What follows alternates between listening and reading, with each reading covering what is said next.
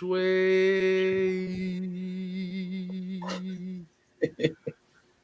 What's Wrong going tweet. on, people? What's going on, people, man? This is your AFN boys coming in on your typical Monday night. Um, yeah, this is kicking it with Kstlyz, but I decided we're just gonna call it Atlanta Falcon Nation Monday this week. We got your boy over here, Mr. Matt Mike Sports, the mad scientist. Woo!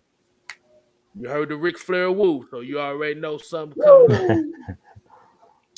You got the guy at the bottom right here. You already know him. This is the calm before the storm, the voice of reason, Mr. Jew Talk Sports. What up, fellas? You already know, got that. That's we call that the juju to the bank salute. So you know you gotta always do that. Yeah, man, that's it.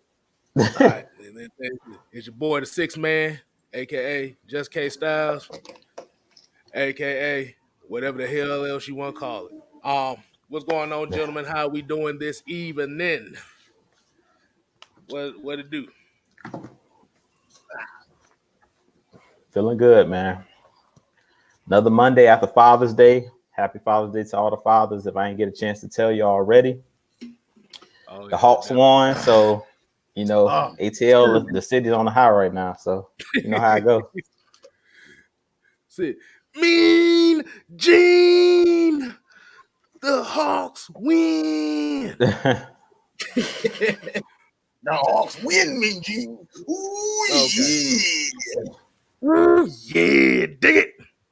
But nobody gave us a chance, man. Nothing you do it like that. We took you guys to the wire. We gotta do the hands. You gotta do like lesson, man. When they come in at the macho, man, you gotta give them a teach them a lesson, man. You don't. Man, this I'm somebody already talking to the king. Somebody said, "Do you smell what the Hawks are cooking?" Oh, all right, man. Hold on. You know how we got. Y'all thought I was joking. Oh, y'all thought I was joking when I told you my new solo, the new solo show is one-on-one with the great one. I'm so not joking about it. Everybody think it's a joke. I'm dead ass serious when I say that. But let's go ahead and get some of these shout outs to the people that's already in here. Like I said, I'm gonna ask everybody that's in the chat and watching how y'all doing this evening. I hope your day was good so far. Hopefully we can make your day, cap it off right. Mr. Motivator, what's going on, man? We got Mr. C. Will in the building, Floyd Donnelly. We got Joseph Thornton, Miss Asia Green. What is happening? Jerry Bowie, Michael Walker, Devon Stanford. That's the AFN goon in the chat. So you already know what the deal is. We got Mr. DJ in the building. Anthony Evans, The Nation. Antonio Holloway, Juan Carter, Wallace Smith. What is happening? Lucas Strichter, Toxic Falcons, Eric McDowell Jr., YMO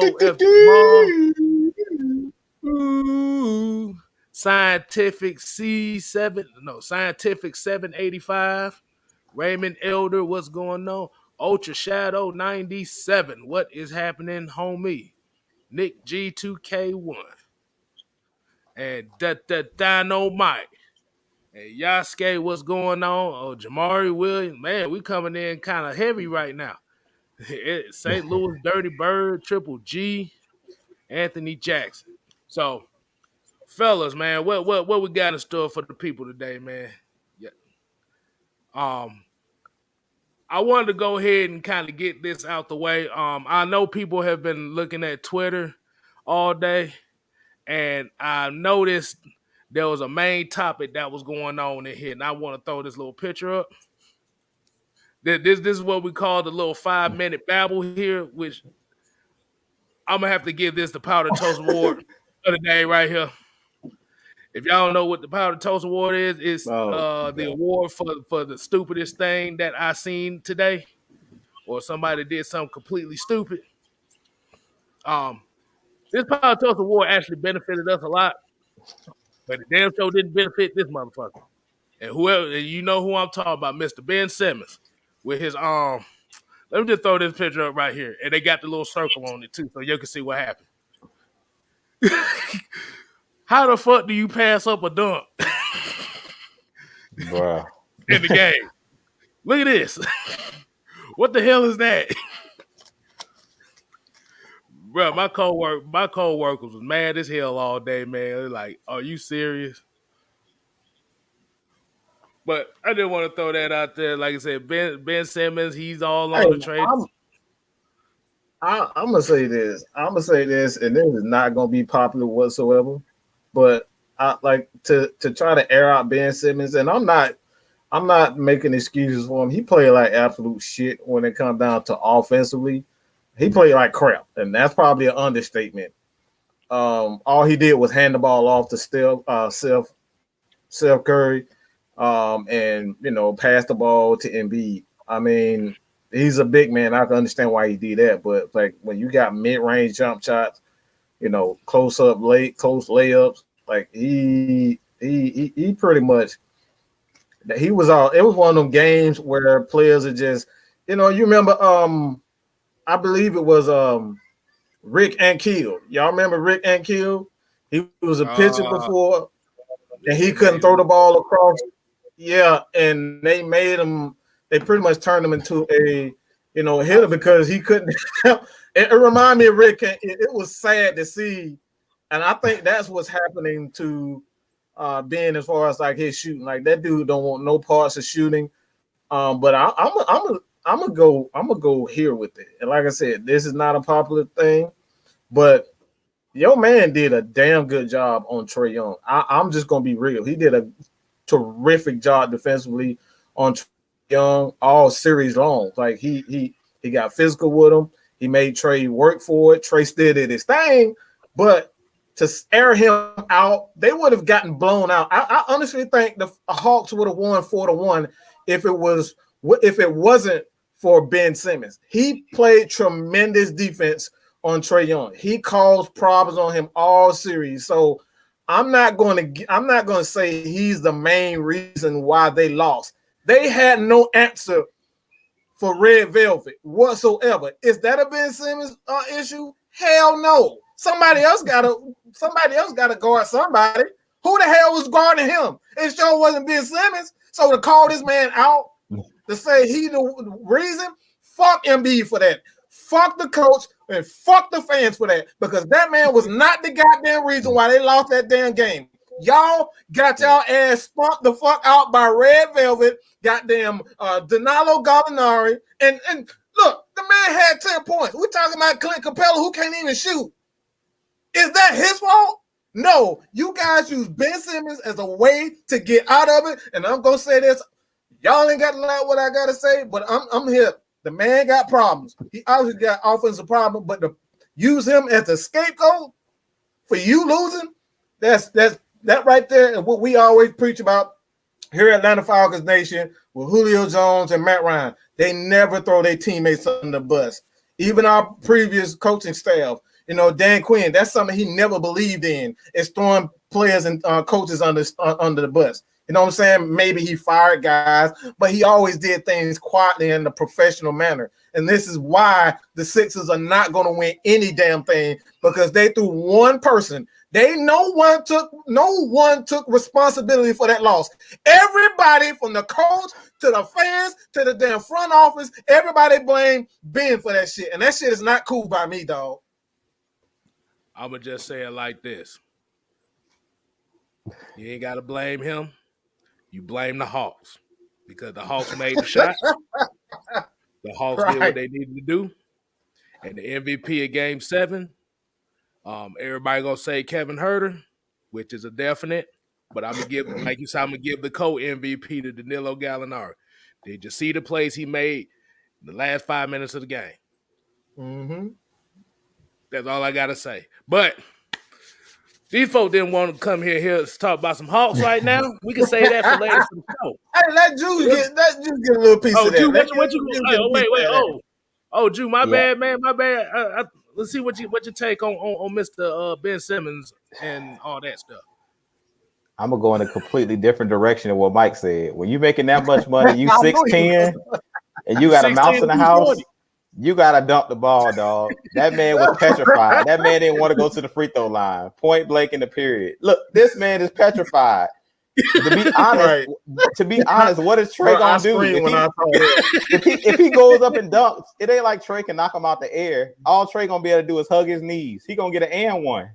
Just go up. All he had to do was go up and dunk that ball. He almost got the guy that he passed it to. He almost got him killed. His teammate killed because he wasn't ready for the pass. So I blame Ben Simmons. As much as he say he don't want to put that whole, you can never put it on one player. But I'll say this: Ben Simmons, that whole series underperformed. Yeah, he did a great job of guarding Trey, but the difference between him and Trey in that game, I think Trey shot like 5 of 23, something like that. But Trey gonna keep shooting. That's the thing about Trey. He's an assassin. Trey Young, he can be 0 for 100, but he's still gonna keep shooting until he make one because that's what he do. And that's my problem with Ben Simmons. Like, to be a max player, to be an all-star player, he didn't give the Sixers enough. I don't believe his teammates should have threw him under the bus. But as a fan, because you guys know I'm a Cavaliers fan, so I'm from the outside looking in, Ben Simmons played horrible, man. If I'm the Sixers, he was on the trading block last night after that game. After that series, he's on the trading block because him and Embiid can't coexist. If you look at that series, pretty much y'all could condense the lane. The Hawks condensed the lane. They knew that Ben Simmons can't shoot. So really, you can't really blame it all on Ben Simmons because what do we always talk about? I put it on Twitter earlier. Coaching. Why is Ben Simmons even on the floor? If you see that the Hawks are condensing the floor, you know he can't shoot. Take him out of the game. Why is he even in the game in that situation? Like, to be honest, I know he's getting paid big money, but if I'm the coach, I'm making the adjustment and taking him off the floor and putting another shooter on the floor because I know that he's petrified to shoot the ball.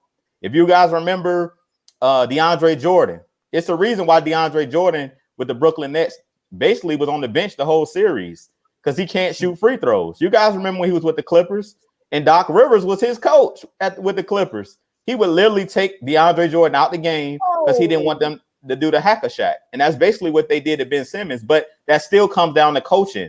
So I really don't want to take the credit from the Hawks. I give the Hawks all of the credit because Nate McMillan is a great coach. He's a great coach because it's all about strategy. He knew that Ben Simmons was going to get intimidated by being fouled. So what did he do all series long in pressure situations? Hacker Ben, foul Ben Simmons, put him on the line. So when the game was on the line, he was petrified. That man didn't want to go to the line. He was scared. If you look at that man, you can look at a man's eyes. That man did not want to go to that free throw line, dog. That's the reason he passed up an open dunk because he thought he was going to get fouled, not realizing this Trey Young, if I go up strong, it was nothing Trey Young could have did. Even if he didn't dunk it, all he had to do was go put it up off the glass. It really was nothing that Trey Young could do because really he wasn't even in the position to foul him, to be honest. So that was just all in his head. That was mental. And I give Nate McMillan all of the credit because all series long, what did he prove?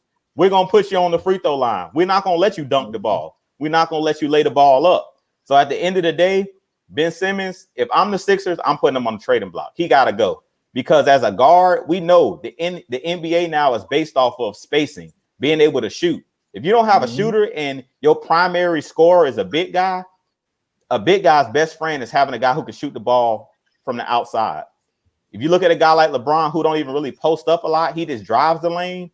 He needs shooters around him. It's the same thing with Embiid. When you throw that ball in the inside, if you guys remember Shaq, he always had a Derek Fisher, a Robert Ory, somebody he can kick it out to, a Rick Fox, Kobe Bryant, guys that could shoot the ball from distance. You didn't see him playing with guys, a point guard that couldn't shoot, and that's their biggest problem. Even if you take a lesser player that can actually shoot the three, he'll be a lot better player than a guy like Ben Simmons because Ben Simmons, to me, him and Embiid can't coexist because really Ben Simmons is playing out of position. He's not a true point guard. So if I'm them, I'm getting rid of Ben Simmons. Can't mix. Either Embiid got to go or Ben Simmons got to go. They can't coexist because he can't shoot. And my biggest problem is he won't shoot.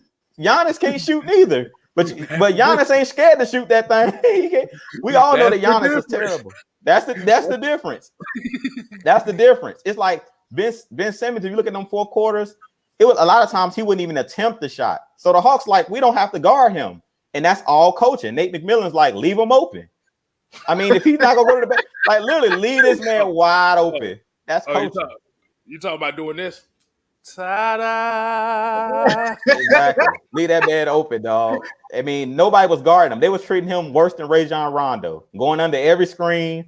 And this, to be honest, I don't think that Trae Young was gonna foul him. If he would have went up, if you show that picture again, Kstlyz, Man, Trae Young didn't want none of them problems.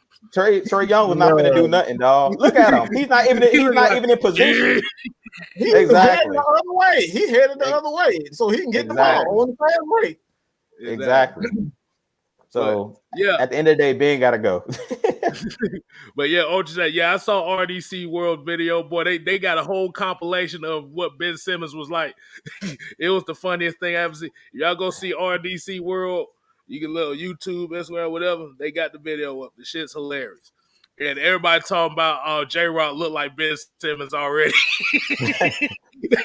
Wow. Wow. No. I ain't gonna do my boy like that. I can't do him like that.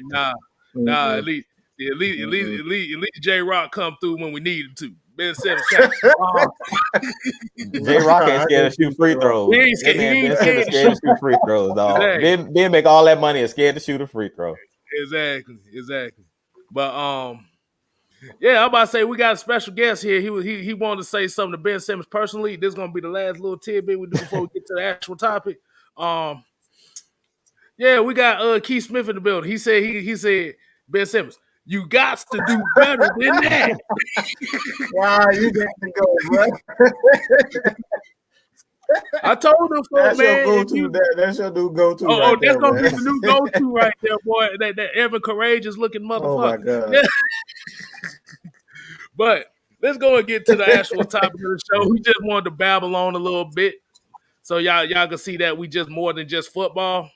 Let y'all get some of that basketball wisdom we drop on y'all right quick. Yes, let's talk about this.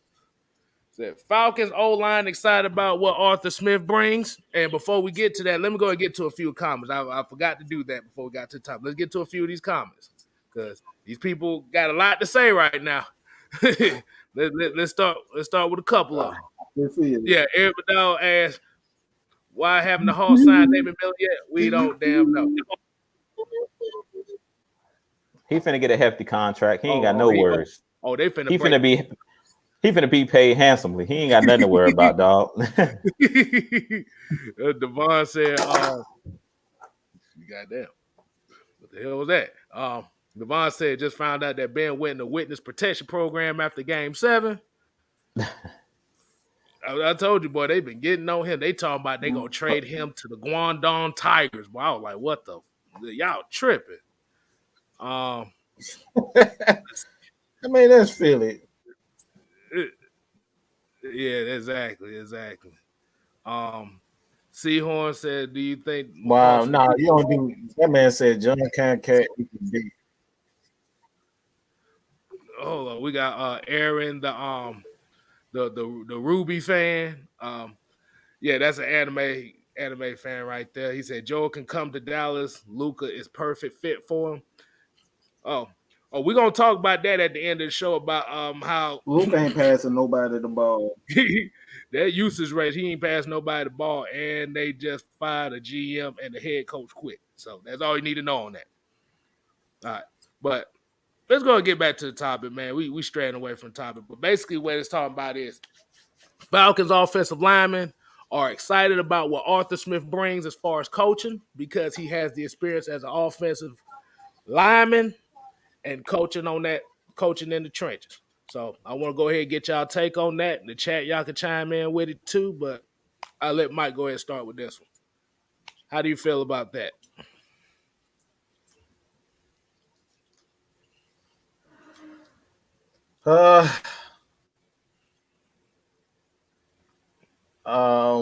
This is what I've always talked about.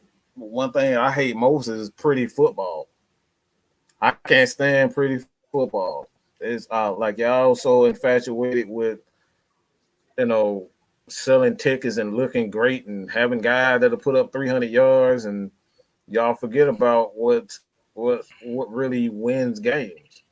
You're talking about putting the hat on the hat, running the ball in inches, for the last few years, this Falcons team, I can say for the last 3 to 5 years, the Falcons have been absolutely one of the one down to getting those short yardage first downs. We've just been terrible. If it's not Matt Ryan, and this is crazy to even say that, if it wasn't for Matt Ryan, and go look, I've looked at it, Matt Ryan, when it comes down to first down running plays, Matt Ryan is near the top when it comes down to running the ball on short yards and picking up first downs.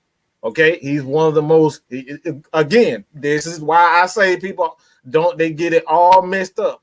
They get it not. I believe last year or the year prior, he was about. I think Pat Mahomes had like 19, and Matt was like right behind him with like 15 runs for first down. So Matt Ryan is a very the idea that he is a pocket quarterback is just false. I mean, you've seen him in minicamp where you see him running around and moving his legs. Like Matt Ryan, if you go back and you really do your homework on Matt Ryan, he started out as a option quarterback. Let me repeat that. In high school, Matt Ryan started as an option quarterback. So the guy had speed until he turned towards ACL. That's it. He had a knee injury, and that going to college, it kind of slowed him down a bit. But Matt Ryan started as a mobile quarterback, and that's what people get it all twisted when they talk about Matt Ryan isn't a fast guy.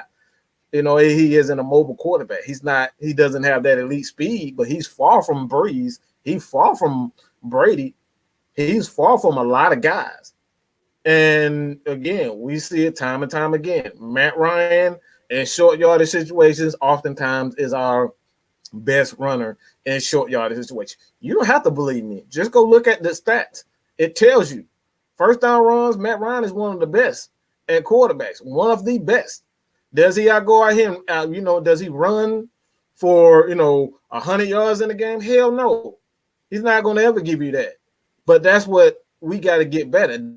That's why I brought up, all right, if you guys don't understand where I'm going with it, I love the attitude that he understands what offensive linemen are doing, because offensive linemen on 31, they want to smash you in the face. They want to get those 2 yards and put a hat on the hat. That's what football is all about. It's not throwing the ball deep. It's not throwing the ball, throwing the ball like damn Superman sideways like Patrick Mahomes. It ain't about that, man. Ain't no but one person in this. It may be 2 people who can make that throw, Aaron Rodgers and Patrick Mahomes. So let's get that out of our head when we try to bring in all these, super athletic quarterbacks.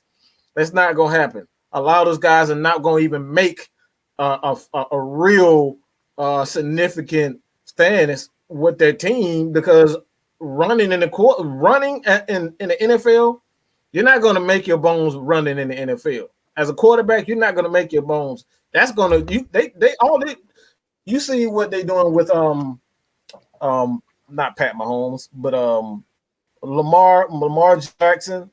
You got even Seattle, Russell Wilson. These guys right now, it's like all they're doing, they're running, but Russell Wilson won't out. He's tired of running. He's tired of getting hit. So I love to hear that he understands that, he understands from an offensive line quarterback. That's music to my ears, because you already know. You already know that these people can absolutely, these dudes can run. You can see that, this team at this point, that what they can do when they got a running game. Let's get to this $4.99 super chat by Zero Pile. He said, I'm hoping the running game goes back to the days when we had Michael the Burner Turner. Wait a minute. Right there. Did y'all see that? Running down players, and we actually ran the ball. Mm-hmm. That's what the plan is. The plan is we have to go back to the running game. Everybody knows what the phrase here at Atlanta Falcon Nation is run the damn ball. That's what we got to do. Damn ball. If y'all don't know what run the damn ball is, let me go ahead and put this up so you can see. Run the damn ball. That's a BAWLL. So if you see somebody else using that, you know AFN got that. So, but let's get a couple comments before I get to Jew. A lot of people say got Brandon Isaac talking about Ryan slow as fuck. You must not have seen Peyton Manning run the ball. That's the slowest motherfucker I've ever seen in my life. Yeah, he's compared to Lamar Jackson. They always try to he's slow because he's comparing them to Michael Vick and Russell Wilson and all. Like, come on, bro. Stop. Shit. That case, Patrick Mahomes slow as a motherfucker too, because he can't run worth it. He ain't no scrambling quarterback neither. He's so real. He's not that man. Motherfucker, not a scramble. Did you see the Kansas City spin when he tried to go out for that pass? That dude looked slow as hell. Let's see what other people got. You got the usual Sean Jones trade Matt Ryan for an awesome 316 shirt. You know we gotta get at least one of those every. Wallace Smith said Pitts will get signed. They're just waiting on the players picked before him to get signed first. Yeah, it's gonna be done in the next week or so, man. Like I said, it ain't really no hurry. They just trying to see what's out there free. I think what they're trying to do is see what's out there free agency. If they're going to decide to get somebody, if not, they're gonna focus that money on him. Let's see. Adrian Green said Laquan Treadwell went to the Jags. I saw that. You know the number one player on the Jags team right now is Tim Tebow because they won't shut up about him. So.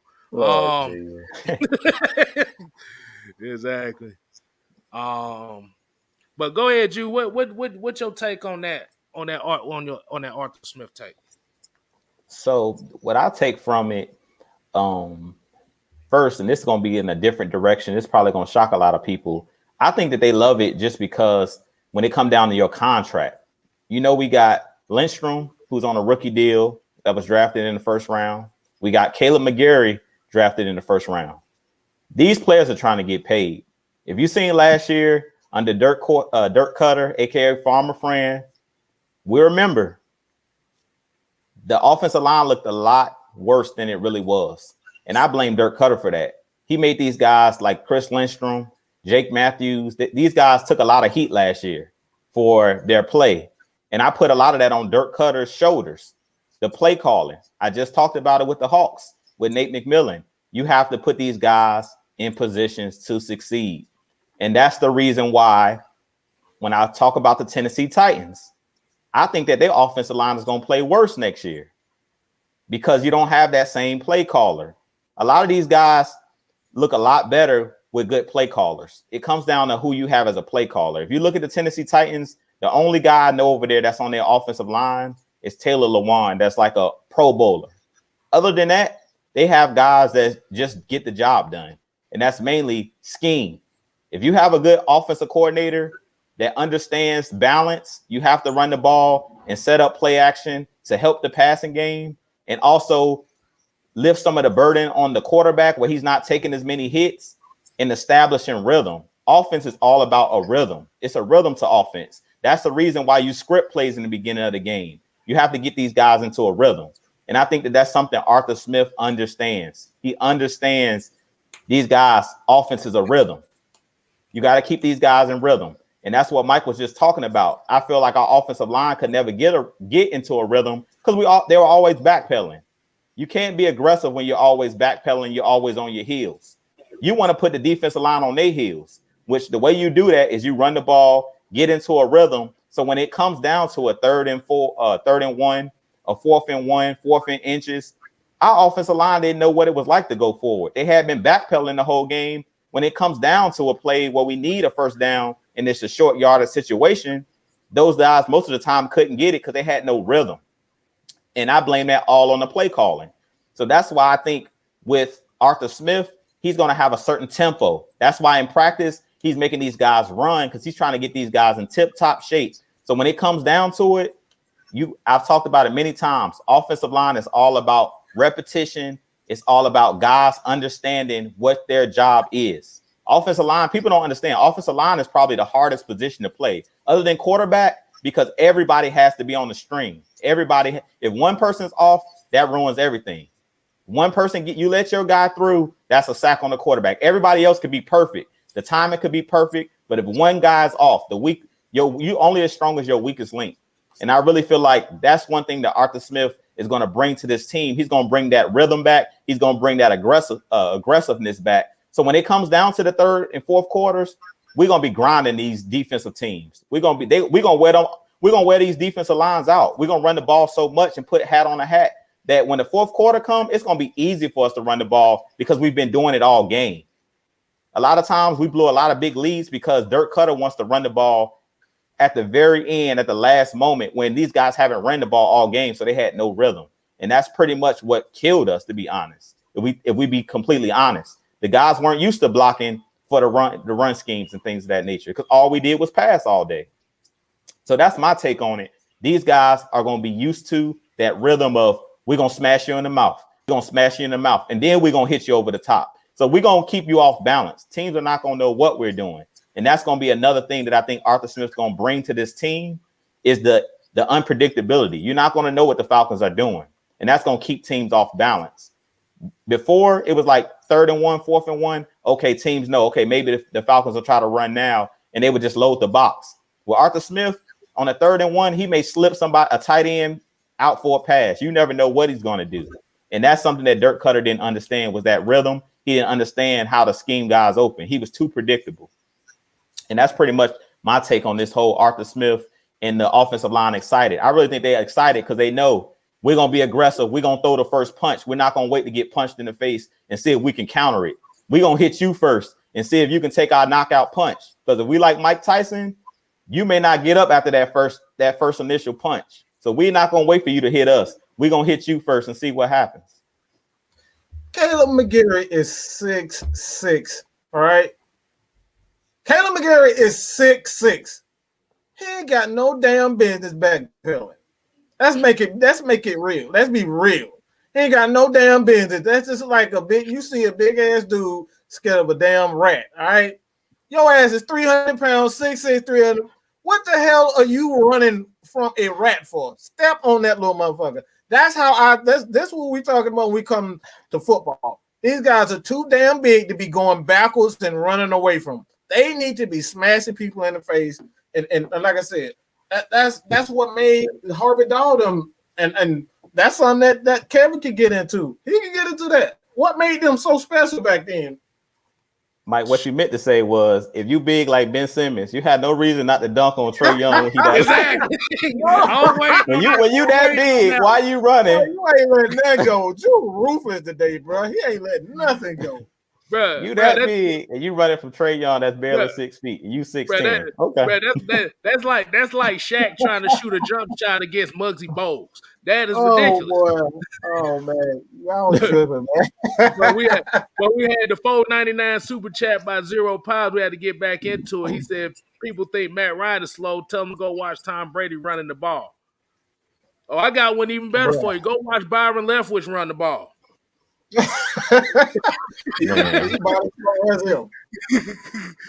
Y'all comparing, like I said, y'all gotta stop comparing him to guys like Lamar Jackson. Of course, everybody gonna look slow. DB's gonna look slow compared to him. He's fast. He's probably the fastest guy in the dang league with the ball in his hand. So stop comparing him to fast guys like Russell, or Lamar. Like, these guys are fast. These guys are premier athletes. Y'all comparing them to those types of guys. I've seen plenty of times where Matt Ryan has actually outran defensive ends who run a 4.4-4.3. I've seen that time and time again. They can't even get to him when Matt decides to hit that bootleg and get those 5-10 yards. He can do it. They're not catching him. He's running out of bounds. We've seen plenty of times where Matt Ryan actually beat linebackers to a spot. He did it last year. I forget what team it was, but he did it. He beat them to the spot and got into the end zone for a touchdown. So what are you talking about? He's slow. I know exactly what game you're talking about, Mike. It was a Thursday night game against the Panthers when the dude was running on all fours. It was a DB trying to track him down in the end zone. Yeah. He tried, and Matt outran him. He outran him to the spot. That's it, bro. But yeah, My bad, Kstlyz. My bad. goddamn, I'm about to say y'all done hit all my points. I'm gonna have to come. I'm gonna have to rearrange some words around here and stuff, but I want to hit a couple of these comments before I do. And Ryan English, this is my homeboy right here. He said, hey, yeah, and nobody recognized the O-line even when you make a big play. That is a fact. O-line gets no love. But one thing I will say, if you don't hear offensive lineman's name called, that means he did his job. He did his job.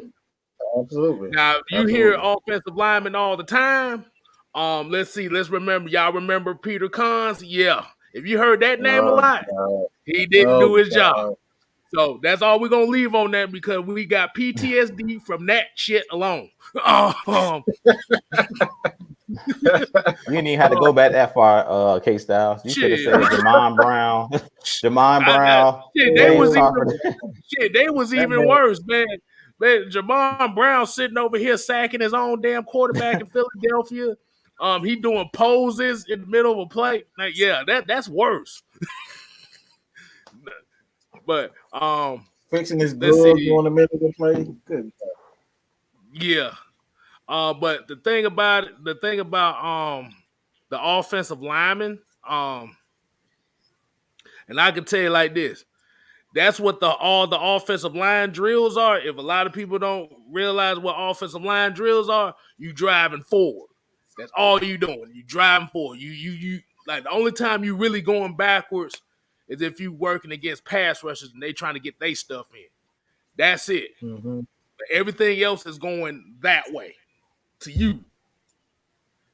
And like I said, we have to remember Dirk Cutter's offense is pretty much a deep passing offense, which relies on the quarterback to throw the ball at least 35 times a game. That sounds good for ratings and tickets and stuff. But when you're trying to develop balance, that's why a lot of those teams that are pass heavy like that don't really win like that because you don't have the balance. You need the balance. Exactly. And when we talk about Russell Wilson and stuff like that, remember, yes, Russell Wilson is a running quarterback. But remember, Russell Wilson ain't ran the ball as much like he used to his first couple years in the league because he kept getting killed. A lot of those running quarterbacks, their rushing attempts tend to go down every year because you have to think that's unnecessary hits on those quarterbacks. That's why Michael Vick started piling up them injuries when he was here. Lamar Jackson, he's starting to get hit a little bit more now. So if you notice, Lamar Jackson, his running numbers are going down just a tad bit. But that's not because he's getting slower. It's because they want to help preserve the quarterback. You want the quarterback that can run and throw the ball. I mean, it's a give and take. Do you want a quarterback to run for 1,000 yards every year? Or do you want a quarterback that can give you maybe 400 just in case yardage, but he has developed into a good quarterback the way he's giving you 4,500 yards a season? And that's what it comes down to. So, yeah, you can have you a running quarterback, but if he can't throw that ball, it comes with a price. It comes with a price. I know for all my high school players that might be watching this show, I know y'all remember that wing T formation. 9 times 10, that wing T formation was for teams that had quarterbacks that couldn't throw the damn ball. Let's be honest. As Georgia Tech fans, we've seen that for years. Y'all don't want that. But like I said, he can be slow, but he ain't the slowest quarterback I've ever seen. Trust and believe that. But offensive linemen, you are not winning without the trenches in this league. I don't give a damn how good your skill players are. If you cannot protect the quarterback to get it to the skill players, because we have to remember, the wide receivers, the tight ends are a dependent position. They are dependent on the quarterback to give them the ball. And if your offensive line cannot protect the quarterback long enough to give them the ball, then those skill players become useless. Mm-hmm. Hey, that's about as real as I can say it. Oh I just wanted man. to add on to that a little bit, Kstlyz, what you was talking about. Your skill players being dependent on the offensive line. Last year with Todd Gurley, he got ripped a lot last year. And I do think that Todd Gurley's game has diminished a little bit, but it hasn't diminished to the point with what we've seen last year. That was mainly, like Todd Gurley right now, I believe he's still unsigned. And a lot of people are saying like his knees are shot and things of that nature. And I do think that Todd Gurley, I don't think he's as bad as everybody thinks he is. I think that the Falcons made him look a lot worse. Dirk Cutter's offense and his scheme made him look a lot worse. We didn't use him to his strengths. If you put him on another team where they actually have a better offensive scheme, I think that Todd Gurley still has something left. So I really think, like you said, it's not even just the wide receivers and the quarterback, but everybody, even the running backs, they're dependent on that offensive line too. If all you're running is dives, you know what I'm saying, and HB blast every single play, and it's no stretch plays, it's no toss plays, no quick screens and things of that nature, and wheel routes up the sideline. Like I believe it wasn't until the end of the season, I think it was against the Kansas City Chiefs, where we seen him catch a pattern where he went up the sideline and caught a wheel route. And we was like, where has this been all season? That's what Todd Gurley is great at. So I completely agree with you. Like the offensive line last year, and it really wasn't just the offensive line, it was the scheme. They were just put in bad situations, always backpedaling. Like you said, you 6'7", the last thing you want to do is backpedal. You want to go forward and impose your will. That's what football is about, moving another man against his will. I can't move you against your will if I'm backpedaling. So I definitely think that these guys are going to love that aggressive, gritty, we going to punch you in the mouth. Like I said, we ain't finna wait to get hit. We ain't finna be like Floyd Mayweather where we dodging punches. We throwing all the punches. So if you better get ready, because this is going to be an aggressive offense and an aggressive defense. And that's what I like about Dean Pease and Arthur Smith, is they're aggressive. They're a man's man. They saying we coming for you. We not waiting for you to throw the first punch, and we not finna think. As they always say, everybody got a plan until they get hit in the mouth or they get hit in the face. You're going to say, I'm going to do all this, I'm going to do that, I'm going to do the other. But until you get hit in the mouth, you don't know how you're going to respond. And I really think that the Falcons are going to jump out on a lot of teams, and they're not going to be ready for that because they're used to that soft regime we had here previously, where we waited for teams to hit us in the mouth and see how we counter it. Well, we're no longer countering anything. We're going to be the aggressors. So you're going to have to adjust to what we do. And we're going to see if you can stop our dominance. This is where go ahead. No, about to say, so basically what you're saying is you can't have the Floyd Mayweather mentality if you keep getting hit in the mouth. That's it. Right. That's it, dog. That's it. You might as well call us Mike Tyson. We trying to come in and knock you out. We ain't playing. And that's where I was going. That's where I was going with it. You got to have, instead of waiting for a fight to start, you go out there and start the fight your damn self. All right. Sometimes you can't. This is football. Sometimes you can't wait to get punched in the mouth. Look, you got to go out and punch somebody and let the fight start. This is football. It's supposed to be physical. You're supposed to be bullied. You're supposed to smack the other teammate, the opponent. And sometimes smack your damn teammate. If you don't want to get with it, you're supposed to smack the crap out of him too. This is what the Falcons have not done. They've waited. They wanted to play pretty football. They wanted to put up 30 points. But 30 points, putting up 30 points, yeah, that's fine. But how you putting up those 30 points matters most. And that's what the Falcons got away from. If you go back and look at that 98-99 Falcons team, that team put up a ton of freaking points. But guess what? They were playing physical football. That's why teams weren't ready for them. That's how they blew out a lot of teams, because they weren't ready for Jamal Anderson. They weren't ready for Bob Christian. They weren't ready for Kstlyz. Those the tight ends. That probably went over a lot of people's head right there. But they would, Bob Whitfield. They weren't ready for them big old guys. They weren't ready for a Chuck Smith. Chuck Smith was big and he was quick as all good up. You know what I'm saying? He wasn't Vic Beasley whatsoever. He wasn't Pat. Chuck was a big dude. You know what I'm saying? Shane Dronette, Travis Hall, Lester Archambault. It was some big physical dudes. So they didn't wait to smack you in the face. They smacked your ass in the face and said, guess what? Deal with it. We're not going to change our game up all year long. You heard that from Terrence Matson. He said, look, If we got in the Super Bowl, they switched up the whole damn flow. We switched the whole game plan up for one game, and that's how they end up losing. They should have stayed with the smash mouth football, did what they did all year, and they would have won it. But when you start going against what football really is about, smacking your opponent, that's all there is to it. Don't wait to smack them in the face. Come out swinging like Mike Tyson. You know what I'm saying? Don't do Floyd Mayweather and run around in circles all match. Get out there, swing for the fences. Hey, you saw what George Foreman did with it didn't work out in his favor, but he went out swinging.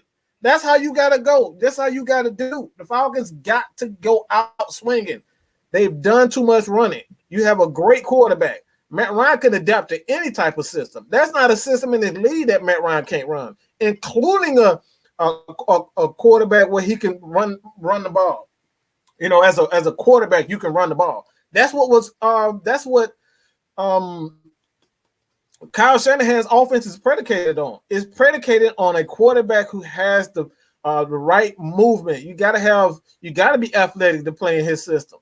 You got to be athletic to play in Kyle Shanahan's system. So the idea that Matt Ryan is slow, it's not true whatsoever. Pocket quarterbacks do not play in Kyle Shanahan, any Shanahan system, in the West Coast system. In the West Coast system, you got to be athletic. So when it all comes down to it, man, I just think the Falcons are getting back to what they were, and that's smashing people and bullying teams. I'm glad you said that because our Chapman here just said it right here. Our fan base has to understand that you cannot play bully ball if you don't have the bullies. I like that. I'm gonna ask y'all a question. So do you think the way that this Falcons team played last year? I'm gonna use this as an example. It's like Earl Boykins. Y'all remember Earl Boykins? Oh yeah. Trying to post up Amari Stoudemire. How did that work out? How do you think that works out for him? No, bro. No.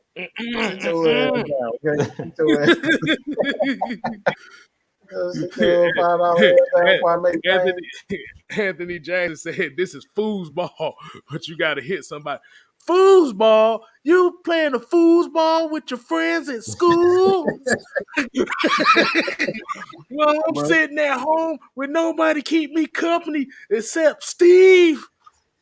And Steve ended up being a damn donkey and shit. If y'all ain't watched The Water Boy, I don't know what the hell wrong with y'all. But y'all make sure y'all thumbs up and share this video for people that might not be subscribed to AFN, Utah Sports, Just Kstlyz, Mad Mike Sports. Like I said, share it to them. Let them know that we here. Like I said, Atlanta Falcon Nation, we ain't here to play, and we here to stay. But let's get them some more of these comments right here. Oh, yeah, Floyd Donnelly, yeah. Run the ball, yes. He didn't add the damn this time. He did it earlier. But run the damn. Run the damn ball. That's what we need. Devon Johnson says the Falcons need the Hawks mentality this year. Yeah. I mean, what more can you say? I wish I had that meme I saw earlier. I wish I had that meme. I have to look for it, but I'll wait till they start talking so I start looking at it.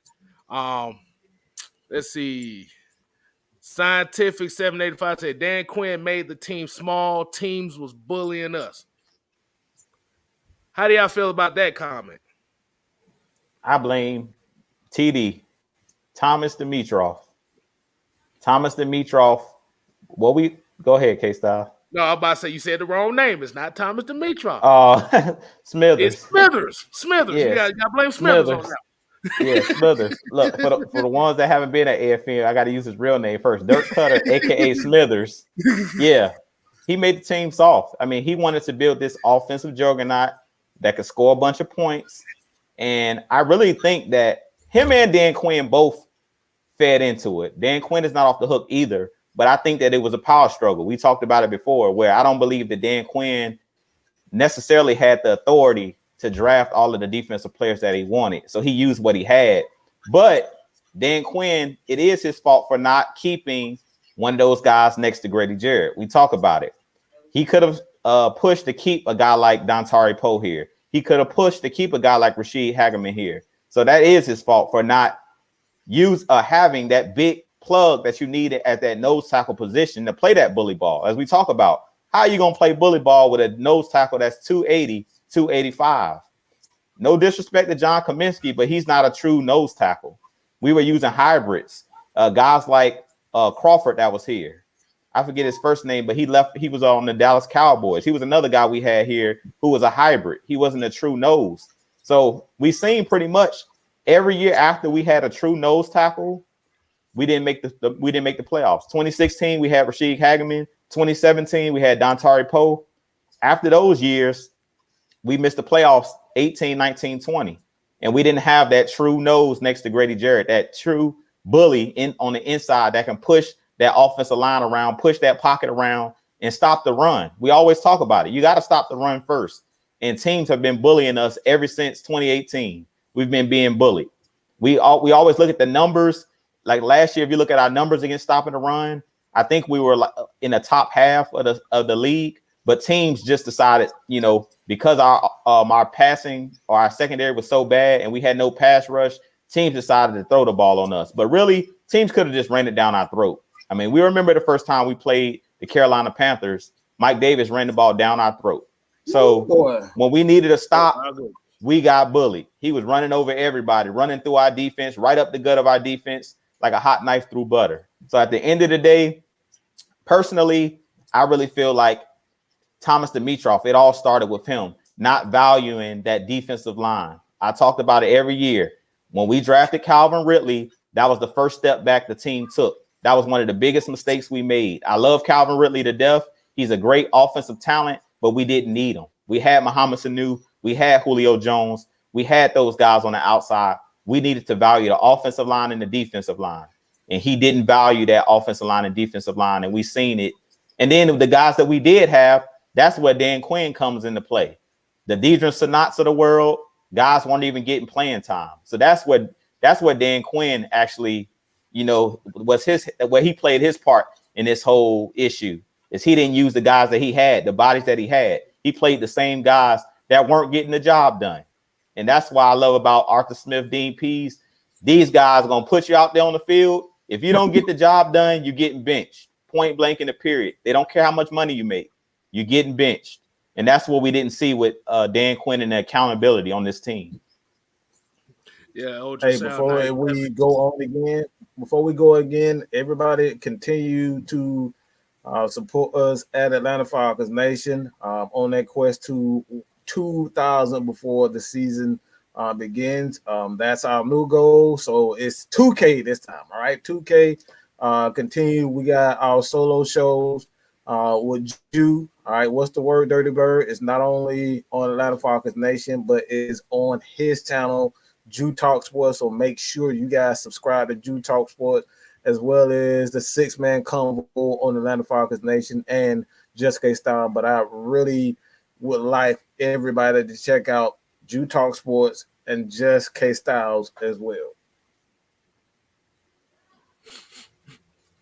Appreciate that, man. We on the journey. But I had to do it, man. You said you set it up. I had to do that. Hold the Shadow 97 said they call him Dairy Queen and Thomas Jerkoff.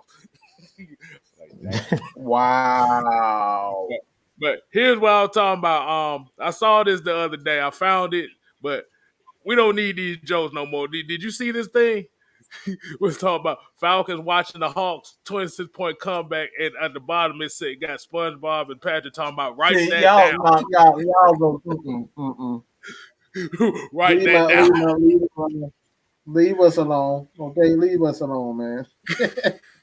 And we I don't even want that bad karma to even think about it.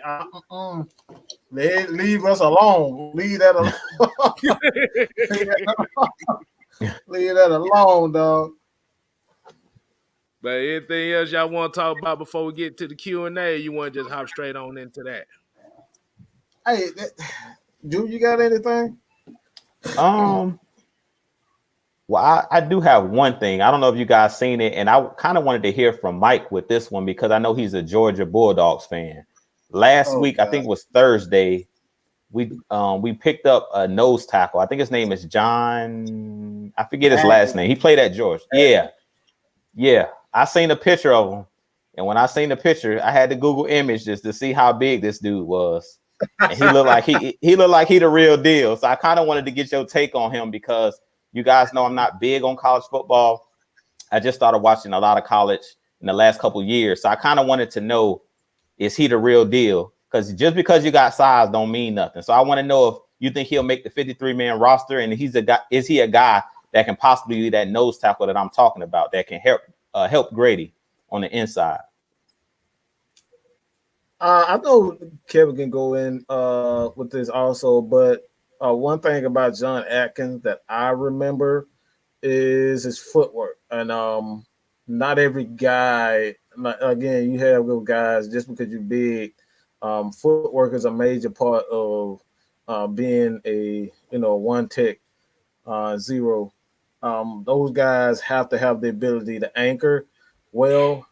At times, he's not as great as he should be, but that size, and when you got the right teacher, anybody can get something out of you if you have the right teacher. But you have to have the right teacher, and if anybody can get anything out of him, I think is obviously Dean P. So, like, I think he's definitely one of those guys that is worth the look, because right now we don't have a guy that is as big as, like you said, this guy's a monster, man. So I think he left. I think he left out.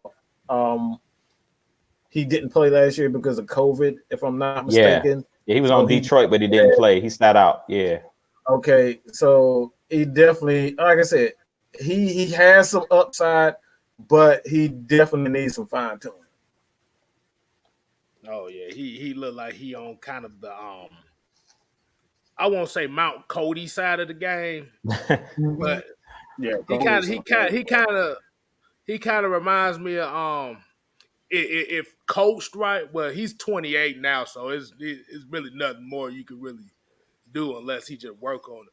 But he can kind of give you that give you the kind of like that Casey Hampton type of nose tackle ish. Well, he's not like he's a 2-down guy.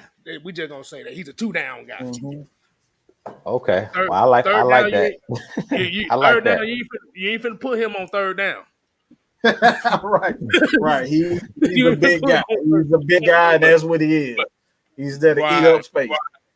Right.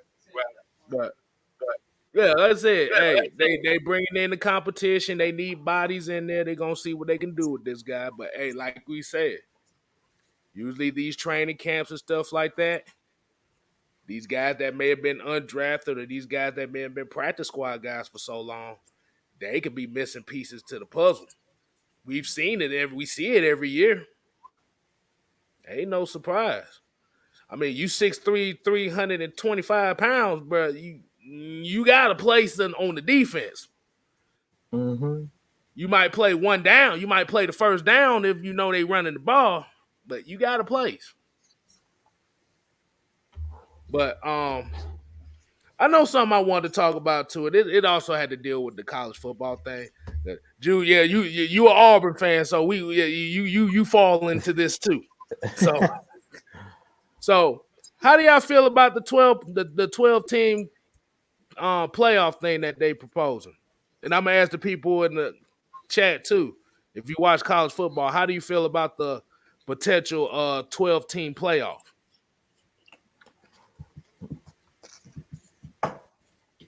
Hey, I'll go. I think this is just a way to make more money. I don't think it necessary. I like the format the way that it was. It was nothing wrong with it. 4 teams is more than enough. It was 8 teams. It was 8 teams. I believe 8 or 6 teams. I forget which one, but I thought the format was perfect where it was. This right here is just a way to recoup. It was 4. It's just 4. It's just 4. So I like it like that. Like you talk about 12 teams. Like you're just giving teams like Ohio State last year another chance to be, to benefit from the seasons. Like a lot of those other smaller teams or smaller schools are not going to have the opportunities. I know that's probably crazy saying that, but they're going to pick the 4 biggest schools, the 12 biggest schools. They're not going to pick a team like, let's just say, Coastal Carolina or something like that. They're not going to give UCF no love. So like we can forget that. So I think this is just a way to get more money, and this is all about greed. This ain't got nothing to do with the players. I don't like it whatsoever. I think it's disgusting. Because if you wanted to make it right, Ohio State shouldn't have been in it last year anyway, because they didn't even have enough games to even play it. So that's bullshit from the beginning. So I don't like this at all.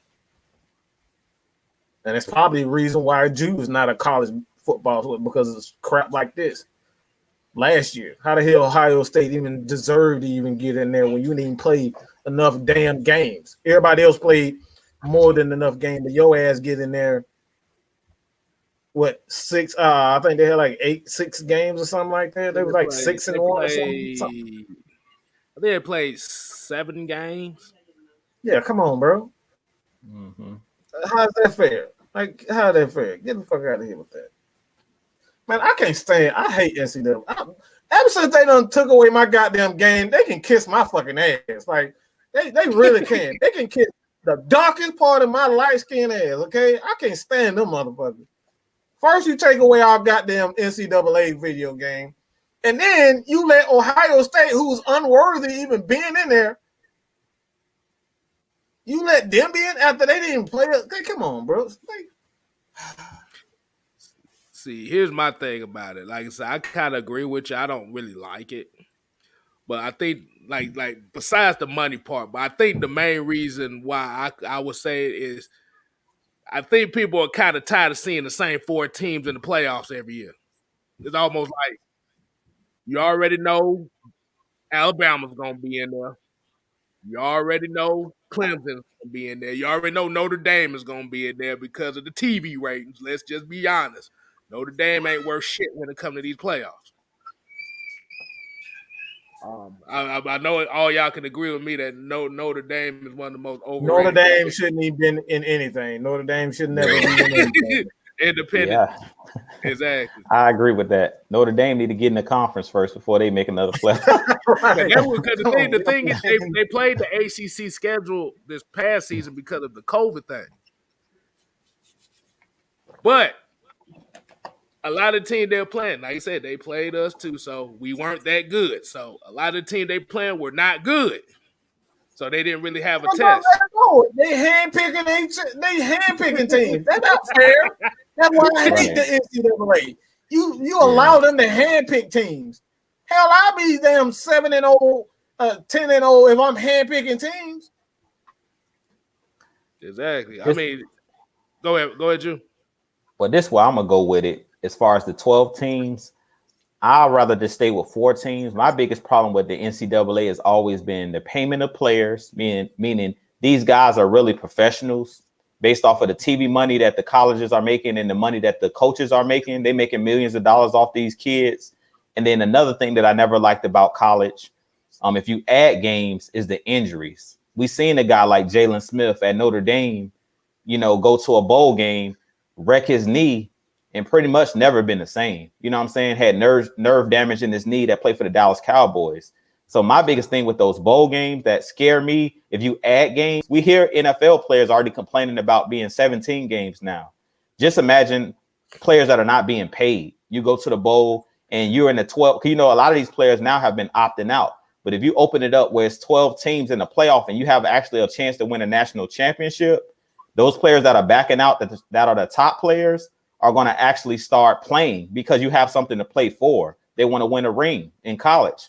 And you basically open yourself up to that life career-ending, injury before you even make any real money. So that's what really scares me about making, expanding the playoff window is now you're going to have more college players, non-professionals, minors out there. Yeah. Or actually going out there and playing, you know what I'm saying? And risking that career-ending injury before they make it to the NFL, before they can enter the NFL draft. We see it every year.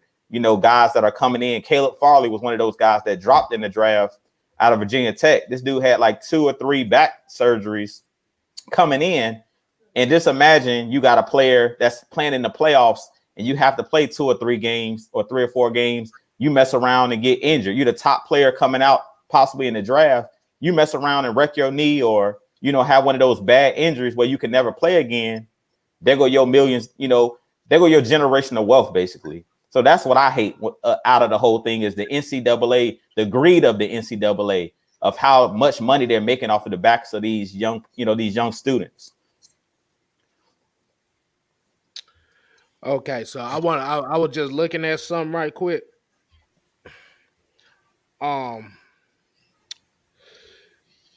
They put some numbers to this as far as how these colleges, how they make this money. Do a lot of people know that a lot of these colleges done made over $2 billion on these football players alone? Oh yeah, we know. Yeah, that's why I know y'all know that, but I know a lot of other people might not. A lot of people don't know. This is why I hate every fiber of my being when it comes down to NCAA. You talk about some kingpins, some rats, some snakes, some absolute thugs. That's exactly what they are. They're a piece of slime, piece of crap. That's what they are. They're slime. They're all these guys. I'm gonna just say it because ain't nobody gonna say it. They're slave owners. They are slave owners. These players out here slaving for them, and they're not getting nothing from it. They're not getting no money. You talk about $2,000, and then the $2,000 got to be split up between the school and the players. So they're not even getting the whole $2,000. The school's still getting half of that, if not more. How do I know this? Because my sister, all right, she went to a school, running track, didn't make nothing for even getting to a goddamn championship. So I know this for firsthand. And this is why I'm so passionate. They are nothing more than slave owners making billions of dollars, and these kids, absolutely. We're seeing it time and time again. Jalen Smith is just one of the fortunate ones. He's just one of the fortunate ones that actually made it. There have been so many kids that have gotten hurt. Like you see Eric LaGrange. Like, come on, the dude paralyzed. He didn't even make it out of football. He didn't even make it out of college. And I guarantee if it wasn't on live TV, they would have threw their kid. They would have threw him to the lines and fed him to the damn lines. They didn't give a fuck about him. The only reason why they even keep making it a public thing because you saw it on national TV. So NCAA can forever kiss my. Like, I ain't got nothing nice to say to them. These kids should be making so much more money than what they are. It is absolutely pathetic to see what these kids taking home to their family and their mama, you know what I'm saying, starving on food stamps. Barely can even make that. You send your 18-year-old kid to college, you can't even afford to he can't even afford to eat. He got to work while he's on a scholarship. And some kids can't even work because they're making so much money on their scholarship. So, man, look, this is a whole nother story. I'm just getting heated, man. Please, somebody take it.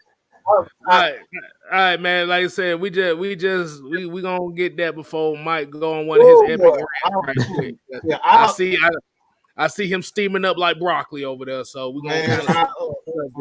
I ain't got nothing nice to say to them, boy. Boy. They won't even show their damn face. They want them damn ADs won't even show their damn face. You don't even know who the hell the AD is. You know what I'm saying? Like y'all just screwing these kids up, and you won't even show your damn face like a general manager. Like a team owner. Who the hell are these guys? Like, bro, this is crooks, man. Yeah. But like I know in the next couple of years they about to kind of change the rules where these players are going to start getting paid for their likeness and stuff. So they're kind of going in that direction. And I think the reason why they're doing that is they're saying that a lot of these 4-star, 5-star athletes, whether it be basketball or any other sport, they're starting to go to these small colleges. They're starting to go to these HBCUs now. And then, like I said, it's that threat of these 4-star guys, because that's kind of why the NBA kind of put the one and done rule out there, because you have to remember, before the one and done rule, what was that, like 2006 when they implemented that? You Something had like kids that. coming straight out of high school. And do you realize how much money that these schools lost on those kids coming straight out of high school? Think about that. Think about that. Kevin Garnett, Kobe Bryant, LeBron James, Dwight Howard.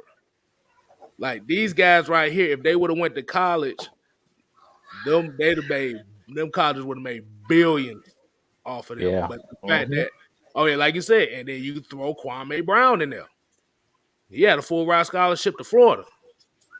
But when you're at a point where they're telling you, okay, you could be making this much money if you go straight to the NBA compared to going to college where you're gonna make nothing.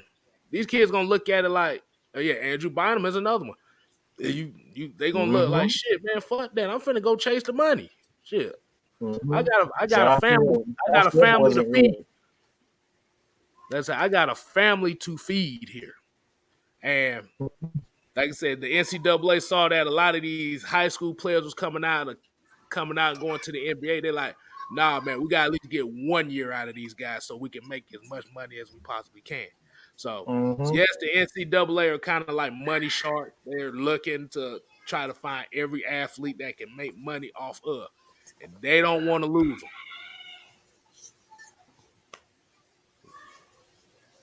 That's all I say on that. I'm about to say, JJ the Great, what's going on, man? How you doing, fella? Let's get into some of these comments, though. Man. Like I said, Jermaine Walton said then the students got to pay back student loans on top of that most of the time. Man, look, boy. We ain't talked about that part of the damn game. Talk about that part, man. Making billions of dollars, you can't even pay off that. Boy. A lot of people don't realize a scholarship ain't nothing but a damn loan. That's it. That's all it is a loan.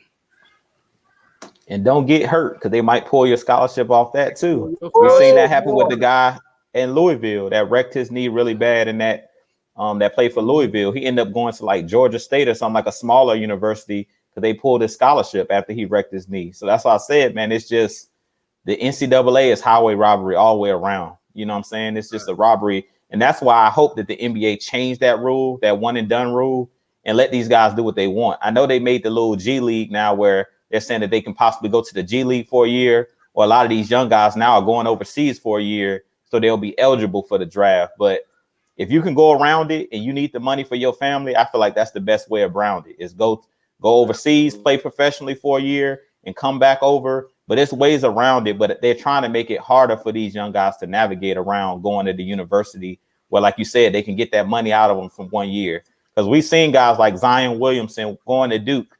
He could have came straight out and went to the league. That dude was ready coming out of high school. You could have put, he would have been a number 1 draft pick, whether he went to Duke for a year or went straight to the league. So I agree with you. RJ Barrett was another guy there, that went to Duke.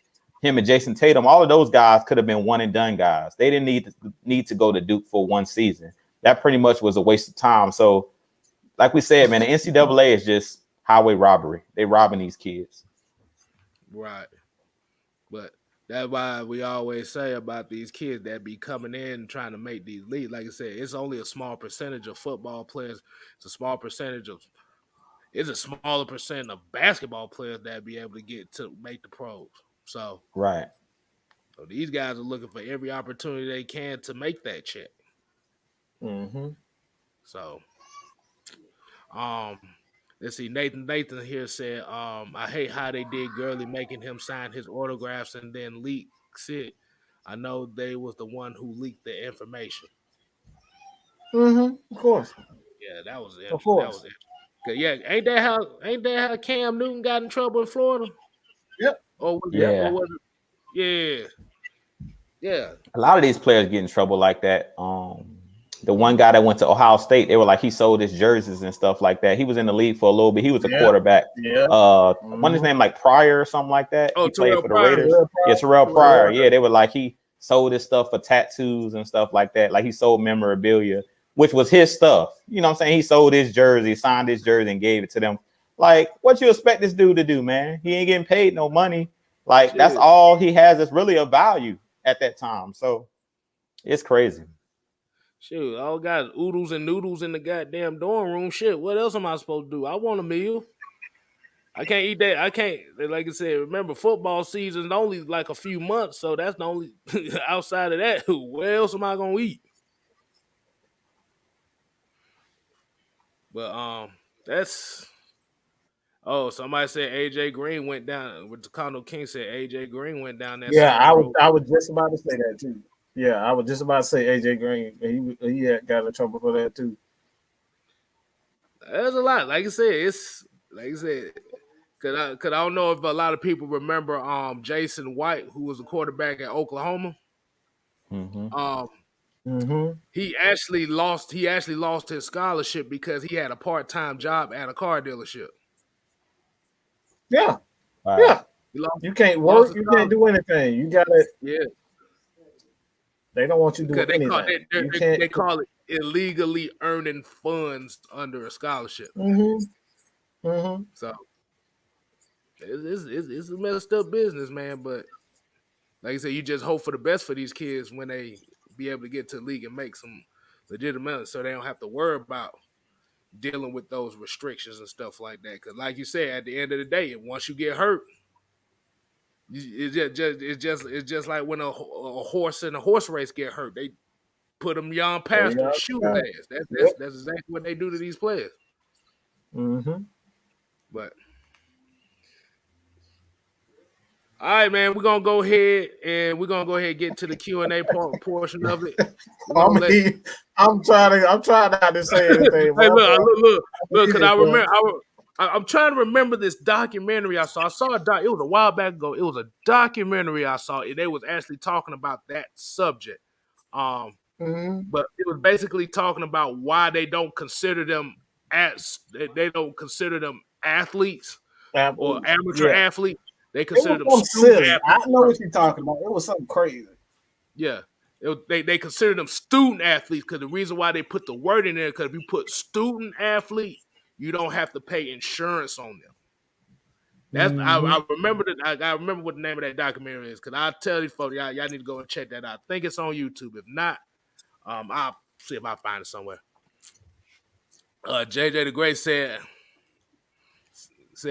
how is it having a legal job illegal? Because the NCAA, they want you to be focused on just the football aspect itself. They don't want you to make the funds, because I gotta pull that rule up. So basically, what it's saying is, if you make funds, you can be considered amateur athlete. And once you're considered an amateur athlete, you're not eligible to be in school. I'm gonna help you out, Kstlyz. I'm gonna say it in a short way. I'm gonna help you out, Kstlyz. They want these players to need them for everything. Exactly. You don't need them. If you got a good paying job, you can walk off the team anytime you feel like it. But if you don't have no job and no money, where else are you gonna turn to? I just said the word. I already said the word, and what they are. They are nothing more than slave owners. That's all they are.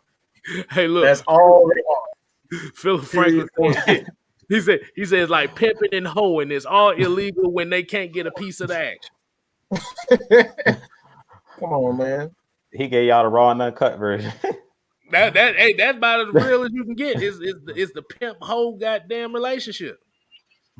The boosters and the institutions are the pimps, and the players are the hoes. No matter what color you are, you still a goddamn hoe to them. He said, "What if you walk on?" Now that one is interesting. When you walk on, basically you got to pay for school your damn self. Yeah, you can pretty much got to pay for. You got to pay. You got to pay it yourself. Yeah, until the school and the coaches decide to give you that scholarship, then now you don't have to pay no more. But at the end of the day, when you got that scholarship, when you graduate, you still got to pay that back. So you're still paying money.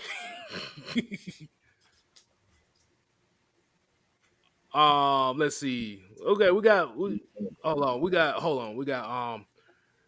Radiant Media in the Due Time podcast say I work in healthcare and the families of these student athletes tell the true stories. I'm very interested to see what these families say about that too. Um, yeah, like I said, you got some videos on that about what these families say.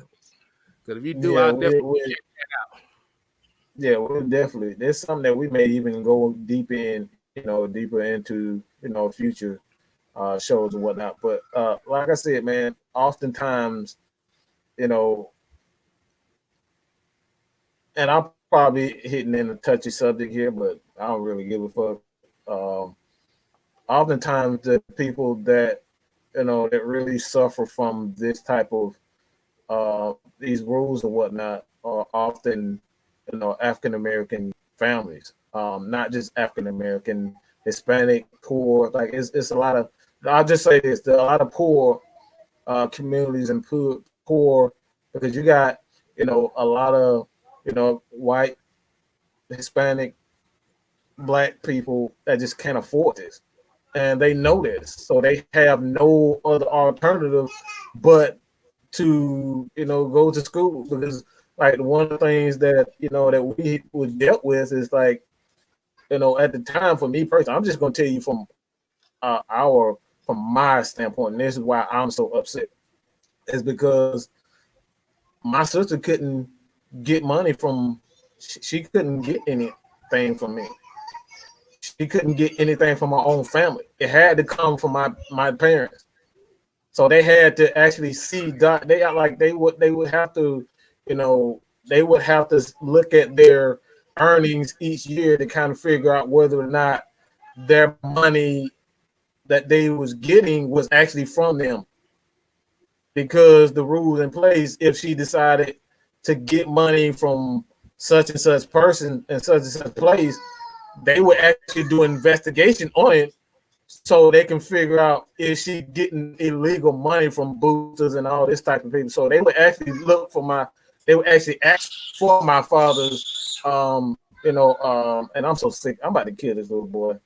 But they would actually they would ask for his tax return, his statements every year just to see if he was actually getting the money he could afford to send money. They crooked, bro. They crooked. Like I said, this is the reason why I'm so upset because I've seen this work, and this is probably just one of like. Unfortunately, we was in a position where we could help her out. We had enough money, but if he wasn't, we couldn't do it. She asked out. She's in a whole nother state, going to a whole nother college. Ain't no family around her to help her, and we couldn't give her any type of money. It ain't right, dog. It's just not right what they doing to these students. And hey, kids, you doing kids like this? Okay, so I'm gonna go ahead and get to this 499 super chat by Wakanda. $4.99. He said, "What do you guys think about the D linemen and edge rushers Falcons have signed? I see competition everywhere." You just hit the nail right there. Competition everywhere. We must have the competition because it makes everybody better. Because at the end of the day, I gotta outwork this guy, or I gotta outwork that guy over there in order for me to get some playing time. So that's definitely a good. I appreciate the 499 on that Ricondo King. But I've actually done research.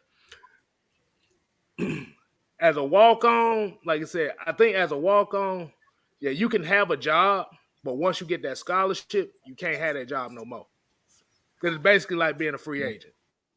Okay, I'm gonna just go to here just because, but I have to pay my way to it. That's why when you do your paperwork when you go to college, that's why they ask for your parents' information and stuff because your parents are gonna pay a large percentage of that.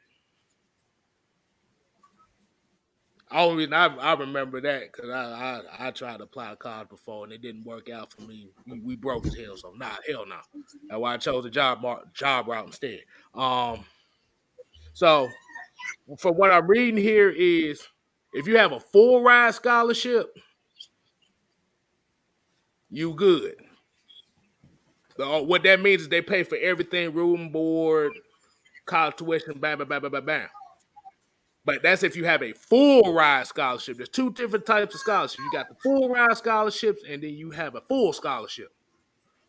I know the wording is different, but if you have a full scholarship, they only paying the tuition, and everybody else got to pay the rest of the boarding, meals, class, laptops, living conditions, all that stuff.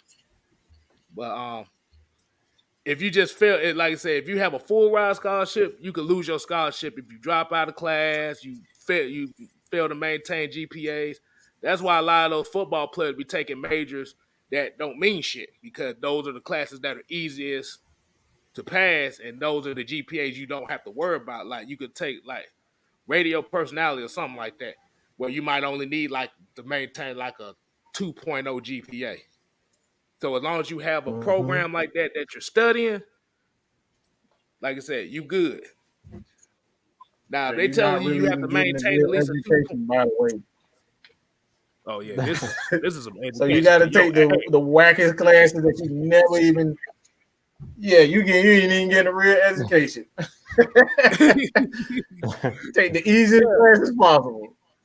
Exactly. I'm trying to figure out what majors though was. I think it was like radio and communication or something. It's like radio communications. It's something else. I have to look it up. But let's see. All right, let's go and get some more of them questions. I mean, I know we kind of been on the teaching side of the game right now, but we gotta get some of them questions as well. Cause a lot of this stuff that we are learning as far as what the colleges do, we just learning now ourselves. We just now recently learning about stuff like this. So it's just like joining the military. It's like they tell you one thing, they give you all the glitz and glamour, but they don't give you this side of it. And the rules change all the time as well, Kstlyz, like you were saying. Like they make updates to the rules. They change the rules every so often. So we have to go back and check to see if the rules are the same because they always changing something. Exactly. That JJ Gray said the athletes at my college takes the easiest courses. Yeah, because they don't have to be in classes all the time. The main thing is they're at practice. You're practicing, you're weightlifting, you doing nutrition programs. So that's where most of your days is going to be at if you're taking those easy courses. So you're a professional on the low, basically. Basically, yeah. You basically eating and training. You're an amateur athlete, but you're technically not an amateur athlete. But JJ Gray also came and said, which rookie do you think would be the biggest surprise? I guess he's saying outside of Kyle Pitts and Richie Grant, who do you think would be the biggest surprise? I got a name we ain't talked about a lot, or I haven't talked about a lot on What's the Word Dirty Bird. And that's Graham. I think his name is Tyquan Graham. That came out of Texas. At Texas. Mm-hmm. He's an interesting prospect to me because I really want to see how well he plays on this team and how Dean Pease is going to use him. Is he going to be a guy that's mainly a 3-tech? Because from what they said in OTAs, he was a guy that was playing all of the positions, DN, the 3 technique. So I'm really interested to see because he does have the size and he's athletic. And you guys know that I wanted a guy, Joseph Osai, who was his teammate that played the defensive end / outside linebacker role. But he was a guy that was wrecking havoc as well on the inside.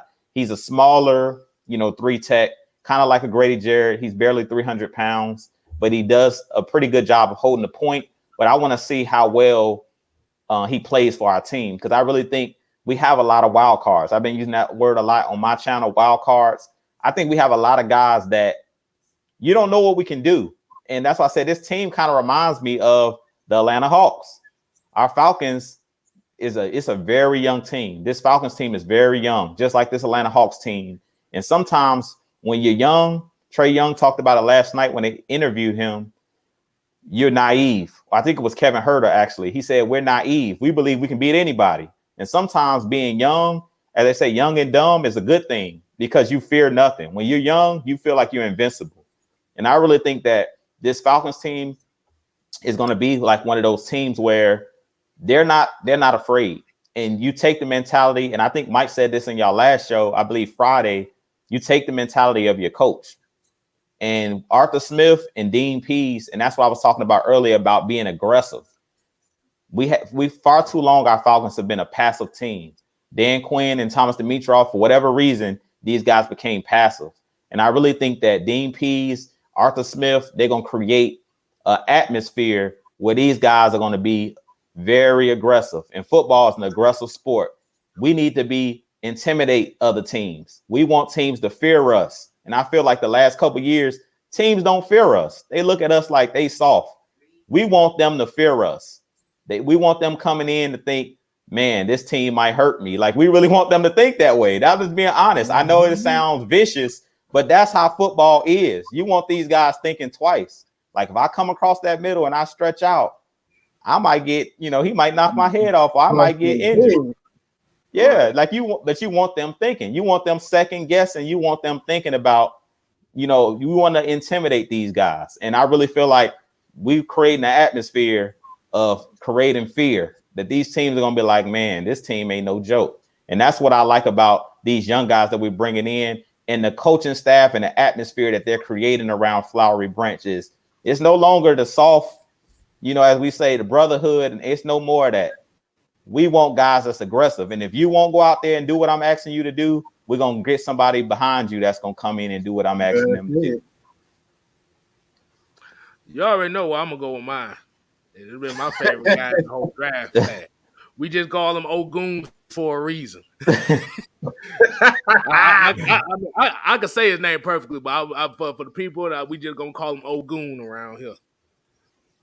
Or you could make it even better. You just call him Ayo.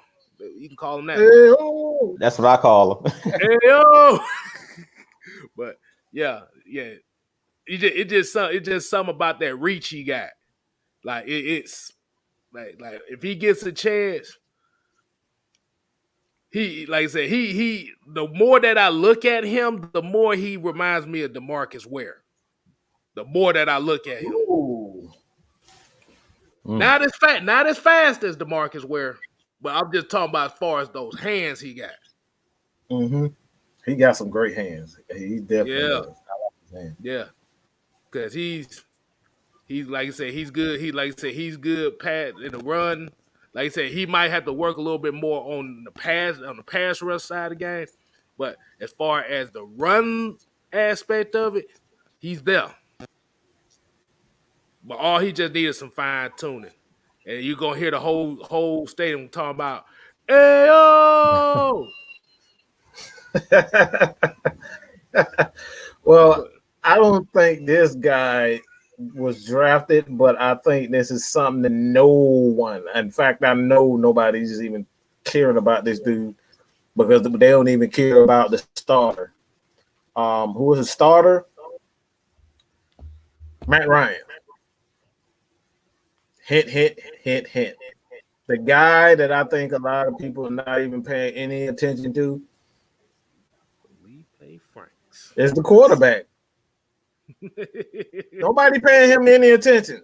He's just flying under the radar. He's learning from Matt Ryan, and nobody's even paying him no attention. But when I saw him playing against Georgia, the dude was making some good throws. He had developed well. That's what the Falcons saw in him. So when it all comes down to it, man, I think he's going to do a very good job. He doesn't have to. He's not going to start unless something happened to Matt Ryan. God forbid that happened, but he's not going to start. The Falcons have not signed. Outside of AJ McCarron, was like I don't think AJ McCarron is one of those guys who's going to, fully outplay him, I don't think AJ McCarron is just AJ McCarron. He's gonna make those check down throws. He's gonna do the simple stuff to to not lose the game. But I really believe that Franks is really gonna do a very good job, because not only you got two veteran quarterbacks that these guys he's going to learn from, and he has all the tools. He's never not been a quarterback who didn't have the tools. He's always had the size. He's always had the speed. But one thing he didn't have was he didn't have time to really. They kind of threw him in there in Florida, and he ended up getting injured. So it's like he never really got to learn the proper way. He was in he was in a system where they was just like, go be an athlete. And you tell that quarterback to go be an athlete, you're like, you're asking for it. He's not gonna make those good throws. He's not gonna, he's gonna look bad. So now that he has a good offensive line coach, he has a great offensive coordinator, and he has a legend and Matt Ryan to learn behind. What more can you ask for from a guy that has the physical tools to make those throws? I've seen Felipe make some amazing throws. So I think he's the guy that nobody's talking about, and he's going under the radar, and they knew exactly what they were doing when they got this kid, because he was one of the first quarterbacks that they would, if not the only one. If I'm not mistaken, I think he was like the only quarterback that they went after in free agency. So that ought to tell you a lot. That should tell you a lot. So I love it. I love he's going to, like I said, my eyes is really going to be on him in preseason. Yeah, because I think they said it was more so about his efficiency, more so getting that consistency going with him. I didn't know his arm was that big though. I didn't know he had a big arm like that. I didn't even know he was a big dude like that at first. Yeah, I thought he was like average, but amazing. Nah, he's huge. About 6'6", 250. That's a big ass dude. Mm-hmm. That's Cam Newton right there. Yeah. That's basically what that is. But I want to get this out the way right quick. I actually looked up, I went to sportscasting.com, and they're talking about the most popular majors for college football players. I got a few of them. I'm gonna see if y'all recognize this right quick. We got management, finance. That's a good one to have right there. You gotta take care of your money. Exercise science. I didn't know that was a goddamn major, but okay. That's for guys that want to be weightlifters and bodybuilders later on. You got sports management and administration. Okay. Business management. Social sciences. Whatever the hell that is. Right. It says socially conscious makes sense that more of these are pursuing to help improve the world. So I guess it make you more socially conscious or something. I don't know. You got business, exploratory general studies. They say that's mainly for guys that don't plan on being there long. So that's what that is. Exploratory general studies, communication, and liberal arts.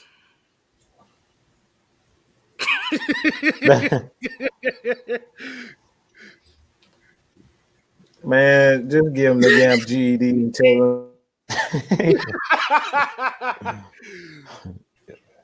him. Tony Wright said, basket weaving, swimming pool management, and TV. Oh, man. Just give him a GED.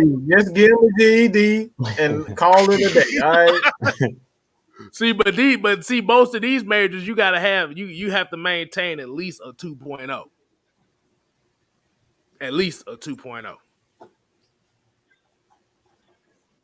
And it ain't, like I said, it ain't hard to maintain a damn 2.0. As long as you just show up to classes when you need to show them up. Now, if you get below a 2.0, you just ain't showing up in class at all.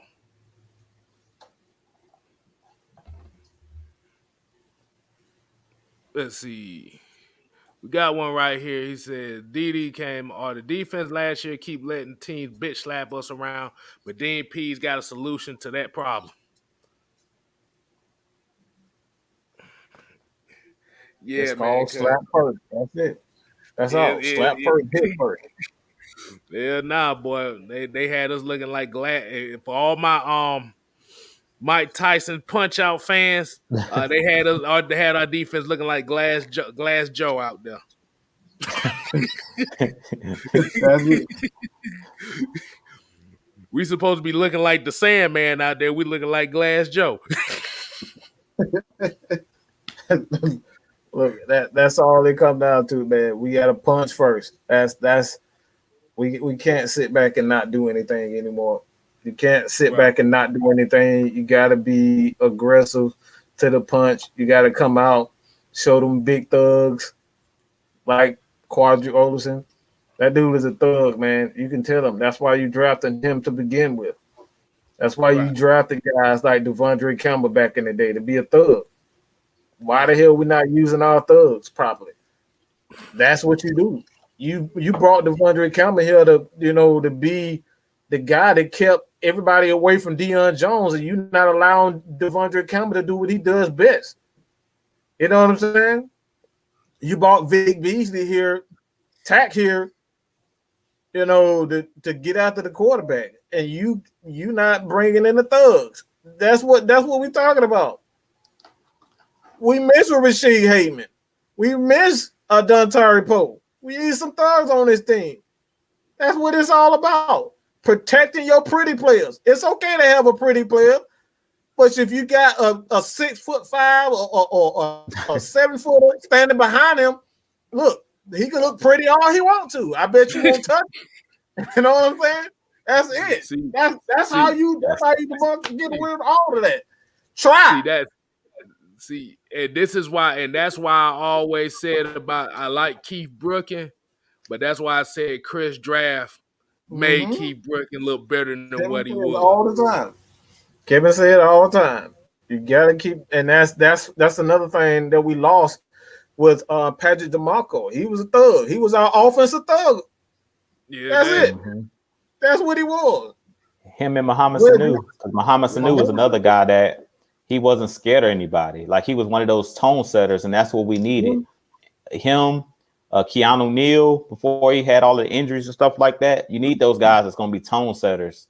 And, those guys y'all talking about, sometimes you can't replace that. Like, we went to all of these smaller wide receivers, but Muhammad Sanu was not. I'm telling you, Muhammad Sanu was a guy who won't go backpedal.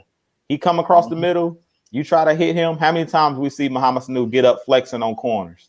That's what he did. He made a living out of picking up first downs on third down in that slot. So we need that, man. Kyle Pitts, he's gonna have to play that role now. He's gonna be that guy on third down. Him and Hayden Hurst are gonna be the chain movers.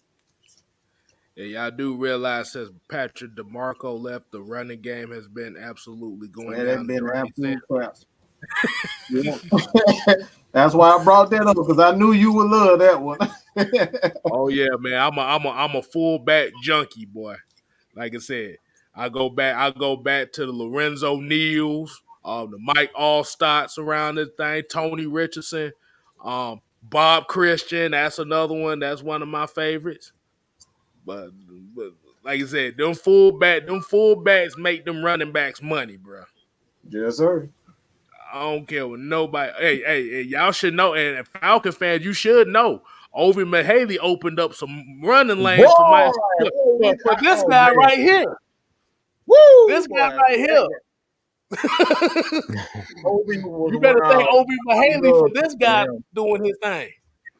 I love talking football because he was so happy to smash people, getting like that. Oh, man, I love talking to fullback because they love hitting. They aggressive.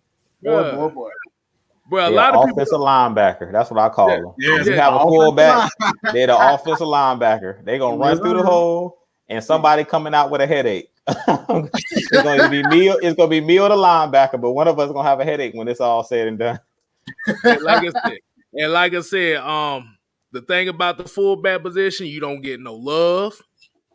The only love that you get is the guys that's making the plays because of you. Mm-hmm.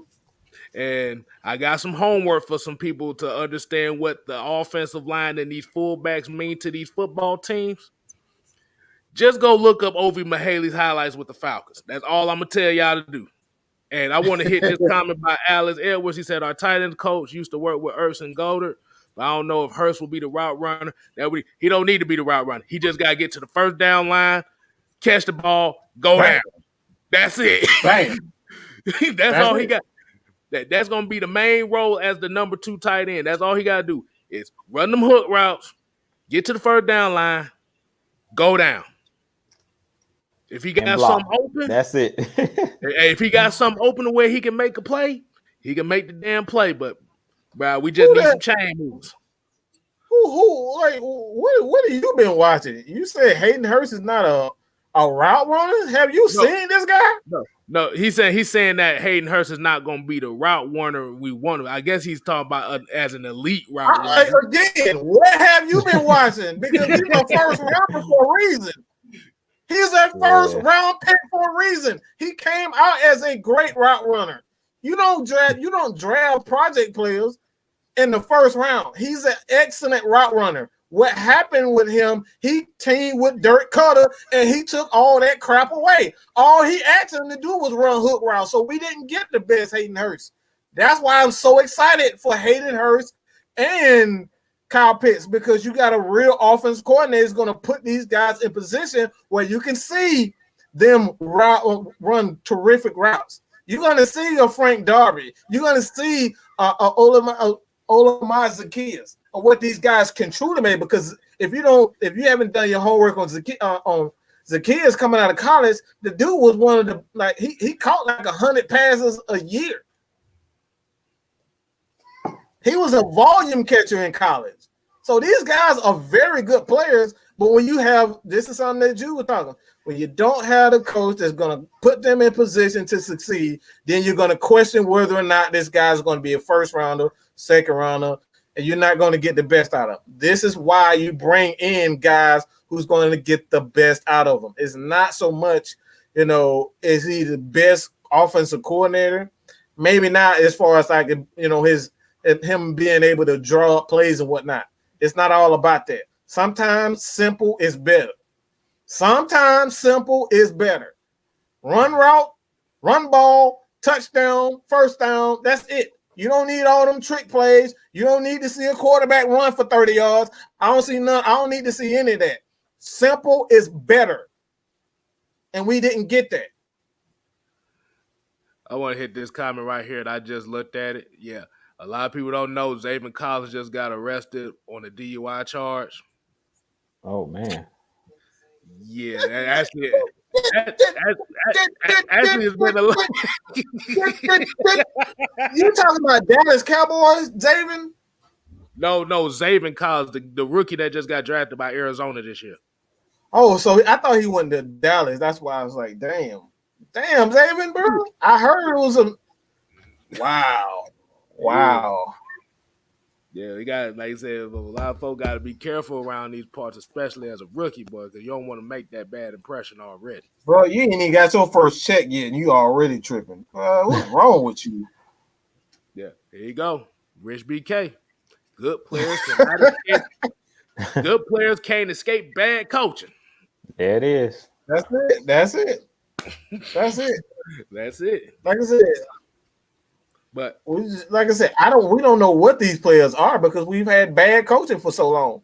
We don't know with Kaminsky, Marlon Davidson, Kenneth Sheffield, Isaiah Alva. We don't know what these guys truly are until you get better coaching. And if if they get better, then we'll know what the issue is. If they get worse, then we know that these guys weren't that good to begin with. But we got to get good coaching in there to kind of see if these guys are going to be out or be, what we think they are or what they ain't. Like, we'll see. I take that back. I said it wrong. It wasn't a DUI. AJ Evans just corrected me. He said it was reckless driving. Yeah, that's just as damn bad. That's his job. You ain't getting the first second you tripping. Get paid first, Negro. Get paid first and then stop. Well, you crazy. Oh, dude, do I need to put the Keith Smith picture back up? Like, well, bro, you go don't ahead. Do it, please. Because you're like, no, hold on, I'm gonna put the Frank Darby picture. Be like, my man's, what is you doing?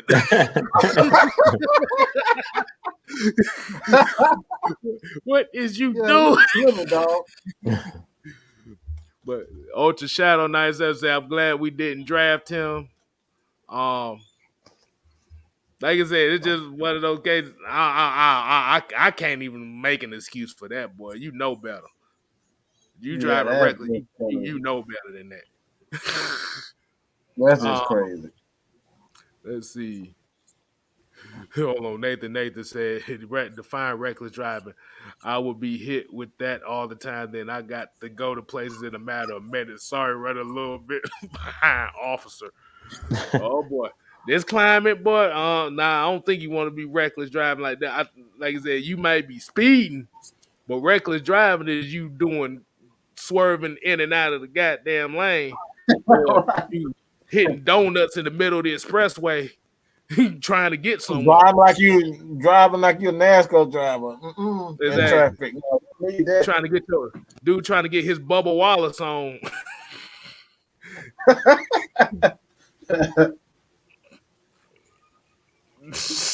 Keith Spencer said this dude hey, man. Yeah, let's close this thing, man. Hey, man. Closing arguments. I'm saying it's like we on trial or something. Closing arguments. I wasn't even I wasn't in that class. I don't do that. Hey, man. Oh, man. But like I said, I'll go ahead and start. But like I said, we appreciate everybody tuning in tonight. I know we kind of went all over the place tonight. It wasn't really much going on in Falcon Land, so we just came out here just talking our mess. You know how we do around here. Like I said, just follow Just Kstylz channel. Like I said, that's why I say in these questions, like I said, you do it specifically. Go to my channel under this video that you see and put your hashtag Just Ask Kstylz questions so I could do videos on those. Or like I said, you can hit me up on Twitter at Just KSTYLZ87, and you can do the same thing as well. But like I said, we appreciate everybody tuning in.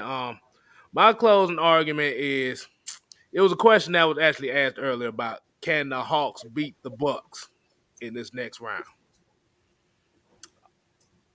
Hawks can beat anybody. The only issue is, as long as they don't turn the ball over.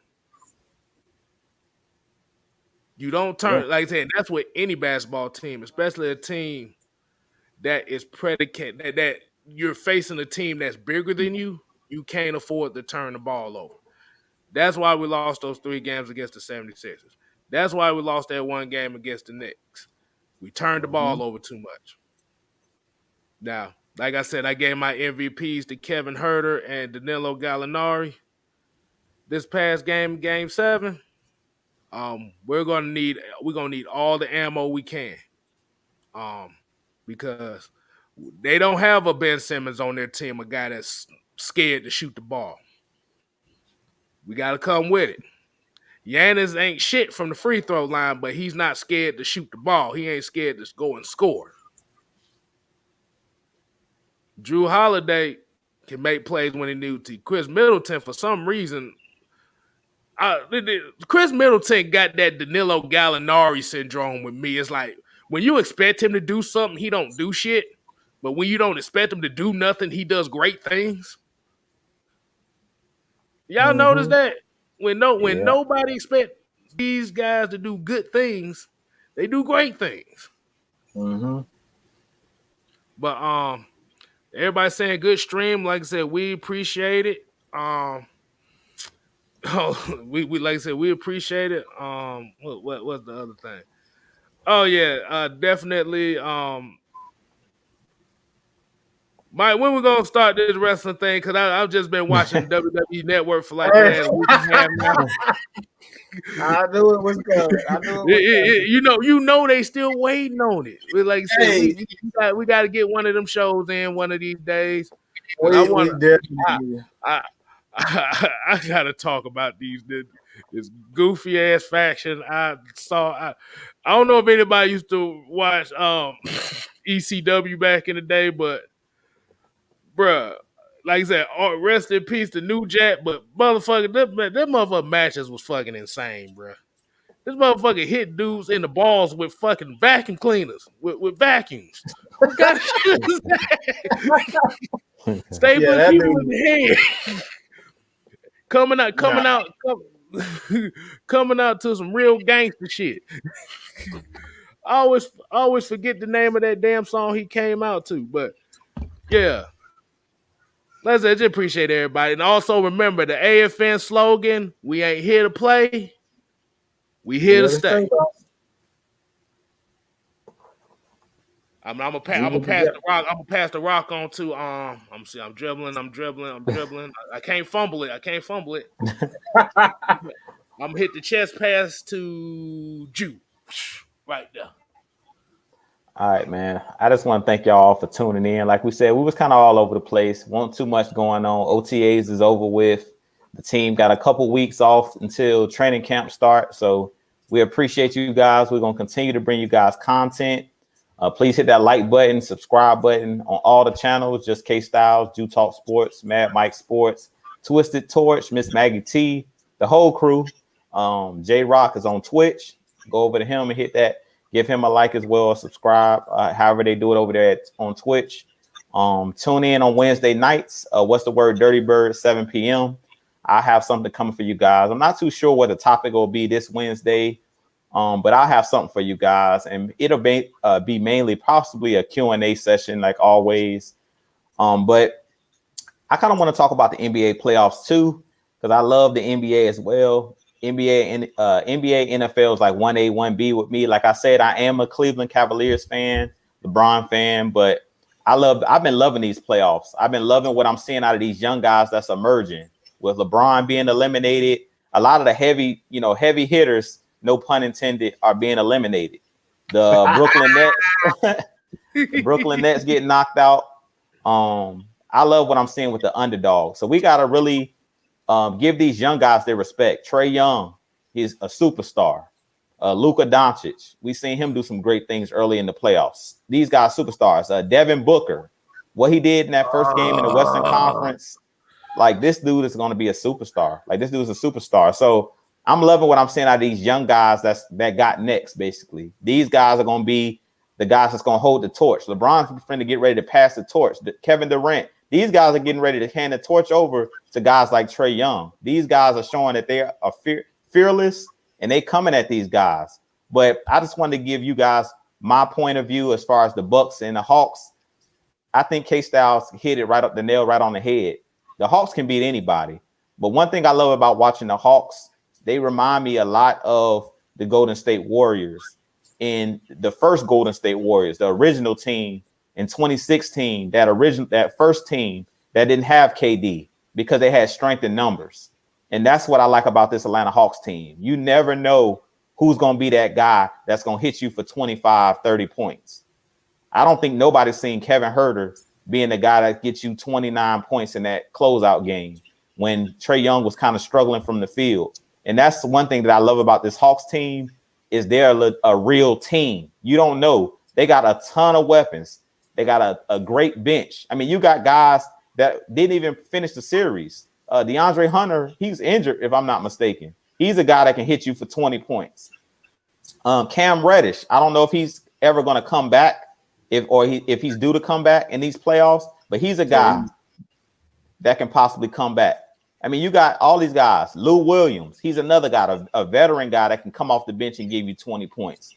Gallinari, they got a good mixture of young guys and old veteran guys that still can get the job done. So I really think that they can push the Bucks. Do I think that they'll beat the Bucks? If I had to put my money on it, I would put my money on the Bucks because Giannis isn't afraid, as he just talked about. He's not like Ben Simmons. Giannis is going to go to the bucket.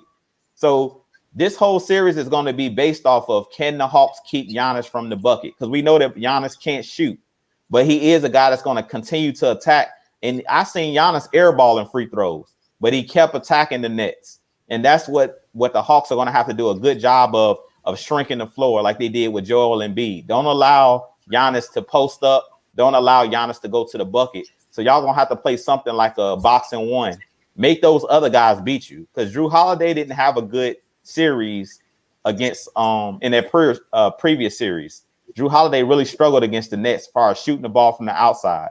Middleton is a guy like Kstlyz talked about. He's hot and cold. But one thing I love about Chris Middleton, he's another guy that's fearless. He'll be a guy that hasn't hit a bucket all game, and then when it comes down to a pressure situation, he's conscious, like he's unconscious when it comes to shooting the ball. He'll put the ball on the floor, and he's not afraid to take big shots. But can the Hawks beat the Bucks, and can they advance to the finals? Of course they can, because Trae Young is another guy who's fearless. He isn't afraid, even though they were throwing big guys on him, guys 6'10", they were knocking him down. They were trying to get rough with him in that Philly series. He showed that he's fearless and he can shoot the ball from anywhere on the floor. So I definitely think the Hawks got a chance, but I think if the Hawks are going to win this series, they need to jump out early in this series. Don't allow the Bucks to go up 2-0, because I believe the first two games are in Milwaukee. Don't allow Milwaukee to get that momentum. Y'all going to at least need to steal one of the first two games in order to win this series. If y'all let the Bucks jump out to a 2-0 lead, it's going to be rough. But this Hawks team showed me some resiliency with that 26 point comeback. They really showed that they can beat anybody, because they eliminated the number one seed, if I'm not mistaken. The Sixers were the number one seed, correct? Yeah. Mm-hmm. Yeah, so if you can beat the number one seed, you can beat anybody. So the Hawks got so much confidence right now. So the Bucks better just pray. And like we always say, every team is one twist ankle away from being done. You never know. So I definitely think I'm looking forward to seeing this series, but I definitely think that the Hawks got a chance. But what I'm looking for from the Hawks is strength in numbers. They're going to have to use their bench if they want to beat Milwaukee, and make Giannis shoot the ball. Don't allow him to attack the bucket. If you do that, and rebound the ball. Rebounding, prevent Giannis from going to the bucket. And then Kstlyz talked about it, the turnovers. You have to protect the basketball. Don't turn the ball over. If they do those three things, keep Giannis from the bucket. So Clint Capella is going to need a big series, him and John Collins down low, shrink the floor, and protect the ball. If they do those three things, they can win the series. Let me get this out the way right quick. Have y'all heard the NBA rumors going around the last couple days? Yeah, it's a rumor. We not, like I said, these are just rumors, so this is not no definite shit. But they throwing Luka Doncic's name to the Boston Celtics quite a bit the last couple days. Wow. I'm just saying. I wouldn't doubt it, but Luka can kiss my ass too. I don't like the way he's been conducting himself. He just got diva written all over it.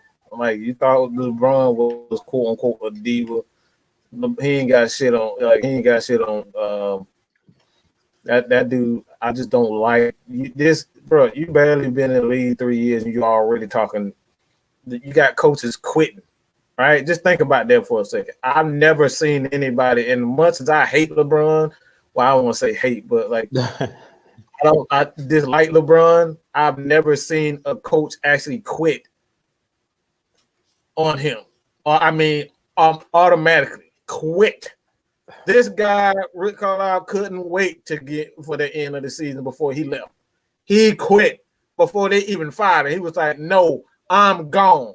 So I'm not liking Luka. I'm not liking, because right now you putting the owner in a position where he's going to have to turn that team completely around just to make sure that Luka is happy. That's too early. That's way too early for a player to be thinking he's Jesus Christ. Bro, you ain't did shit yet. You ain't even got out of the first round, okay? And you up here getting coaches quitting? Come on, bro. Coach is quitting. Like this, like take a second to think about that. Coaches are quitting. You're one of the best young stars in the league, and this coach said, "I'm done." Are you kidding me, bro? That should tell you everything that you need to know right now. All right, but Weezy B, I was actually gonna get into that. That's exactly where I was going. So appreciate the $4.99. Y'all forgot to remind me. My fault, y'all. Hey, you gotta hit the $10 one on the screen too. The Scientific 785. He was talking about keep bringing that real ATL content, my guys. Appreciate it, my brother. Appreciate that too. Yeah, we forgot all of that, man. Like I said, we just winging it. We were just winging it today. We winging it today, man. Hey, we can't let y'all down. We can't let y'all down, man. This is a daily thing for us. But I'm not afraid. I don't fear the Bucks. I don't fear them at all. I don't fear Giannis. Giannis is gonna get his numbers, but when you talk about everybody else on that Bucks team, I don't fear anyone.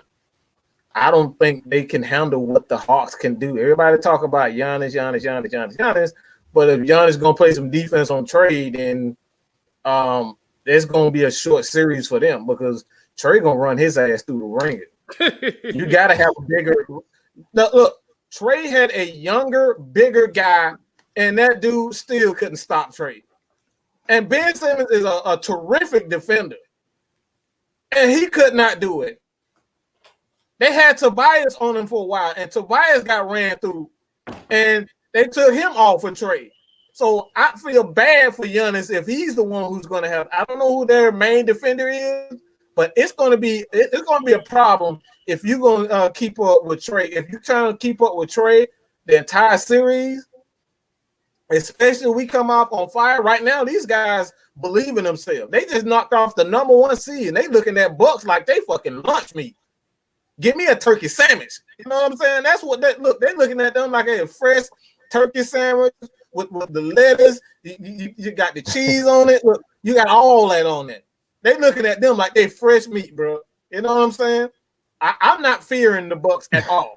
I don't think they can handle. The only time the Bucks, when you look at the Bucks, they are a team that get out and runs. If you can weather the storm and keep them from getting out on those 15, 20 point game runs, 15, they'd be like 15-2 runs. If you can weather their runs, you can easily beat them. I think you can easily beat them. And I don't we already know what Drunk Bud is all about, right? This man said Raiders on the man.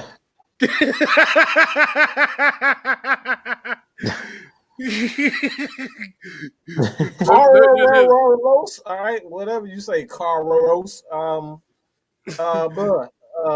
I don't know if you spell your name right or wrong. I don't know. I guess that's how you spell Carlos. Carlos. Maybe he's a Derek Carr fan. I'm assuming that's what it is. Yeah, I think that actually I didn't even see that. That's probably what it is. I feel bad for you if you're a Derek Carr fan. I really do feel bad for you, son. But hey, I didn't even want to say. I didn't even want to say. I was just gonna let Atlanta Nation just say it right there. That's it. Right. Man. So, okay. If that's what you think, son. Okay, yeah, y'all can have it. But I was gonna get to the Giannis thing right quick. I'm about to say, the only thing about Giannis that I say is, you know what he gonna do. The main thing he's gonna look is to get the ball on the top of the key and try to Euro step from the 3-point line. So I'm telling you. That's it. But yeah, that's definitely. I guess Carlos is in here trying to spam and trying to troll us and stuff like that. Yes, 0 Super Bowls, but the last time y'all motherfucker went to the Super Bowl, man, you don't get that 1920 ass fucking Super Bowl. Ain't nobody. Yeah.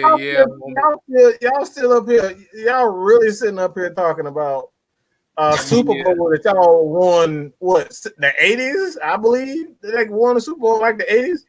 John Madden was the coach, if I remember. I said like this. Madden was the damn coach. The 70s.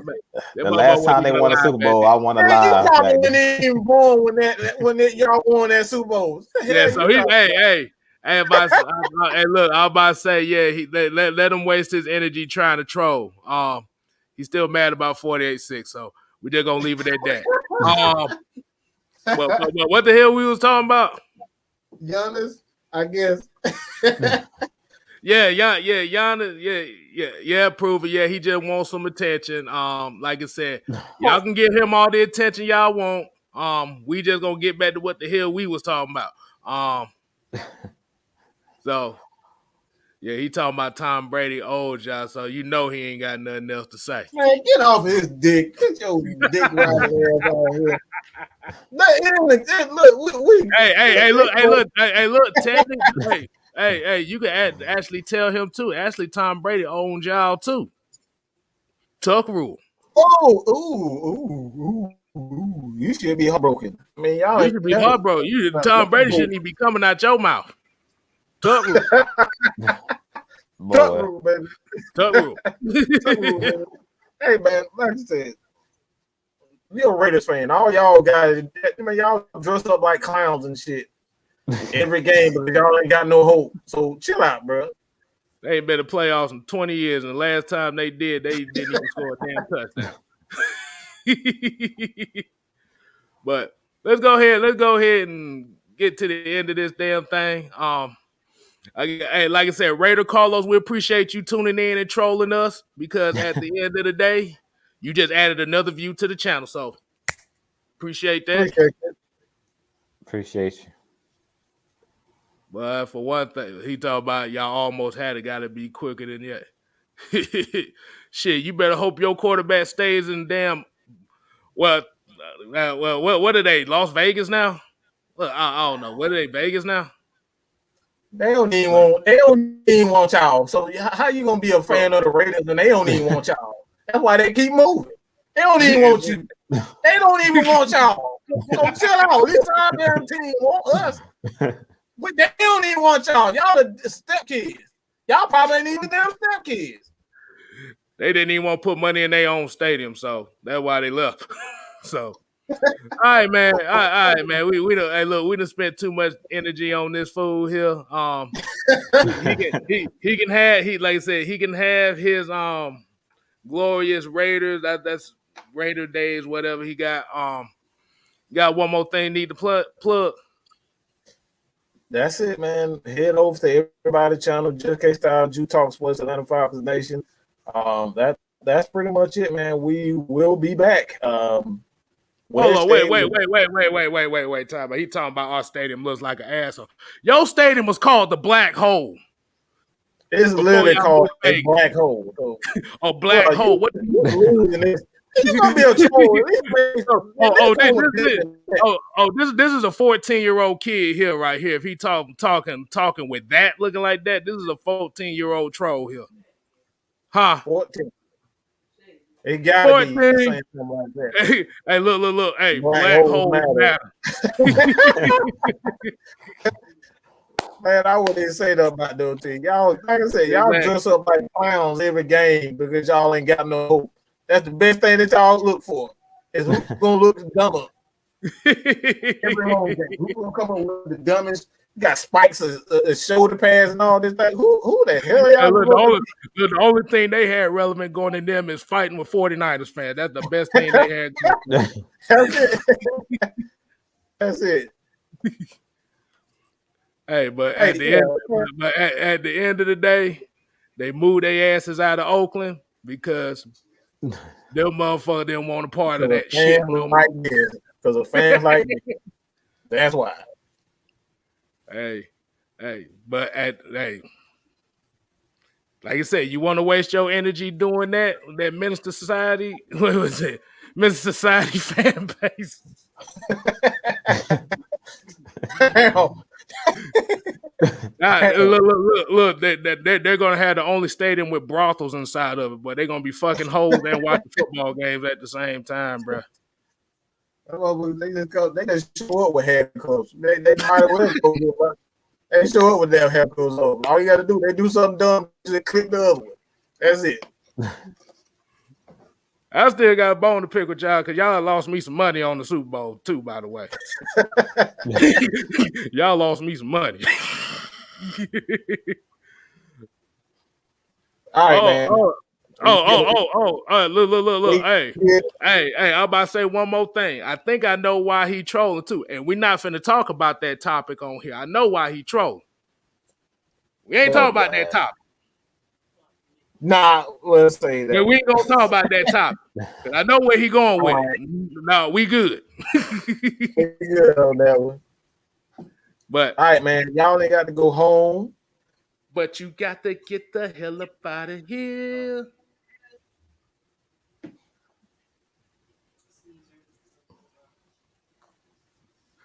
What's up? I'm about to say, I'm waiting on you goddamn say peace, bro. Hey, my bad. I'm getting, man. Look, I'm a busy man. I'm getting messages all over the place. My bad. I'm sorry. Look, there was more Raiders fans at our game, and y'all still lost by 37 points. So we're gonna end it on that note. Deuces. Peace.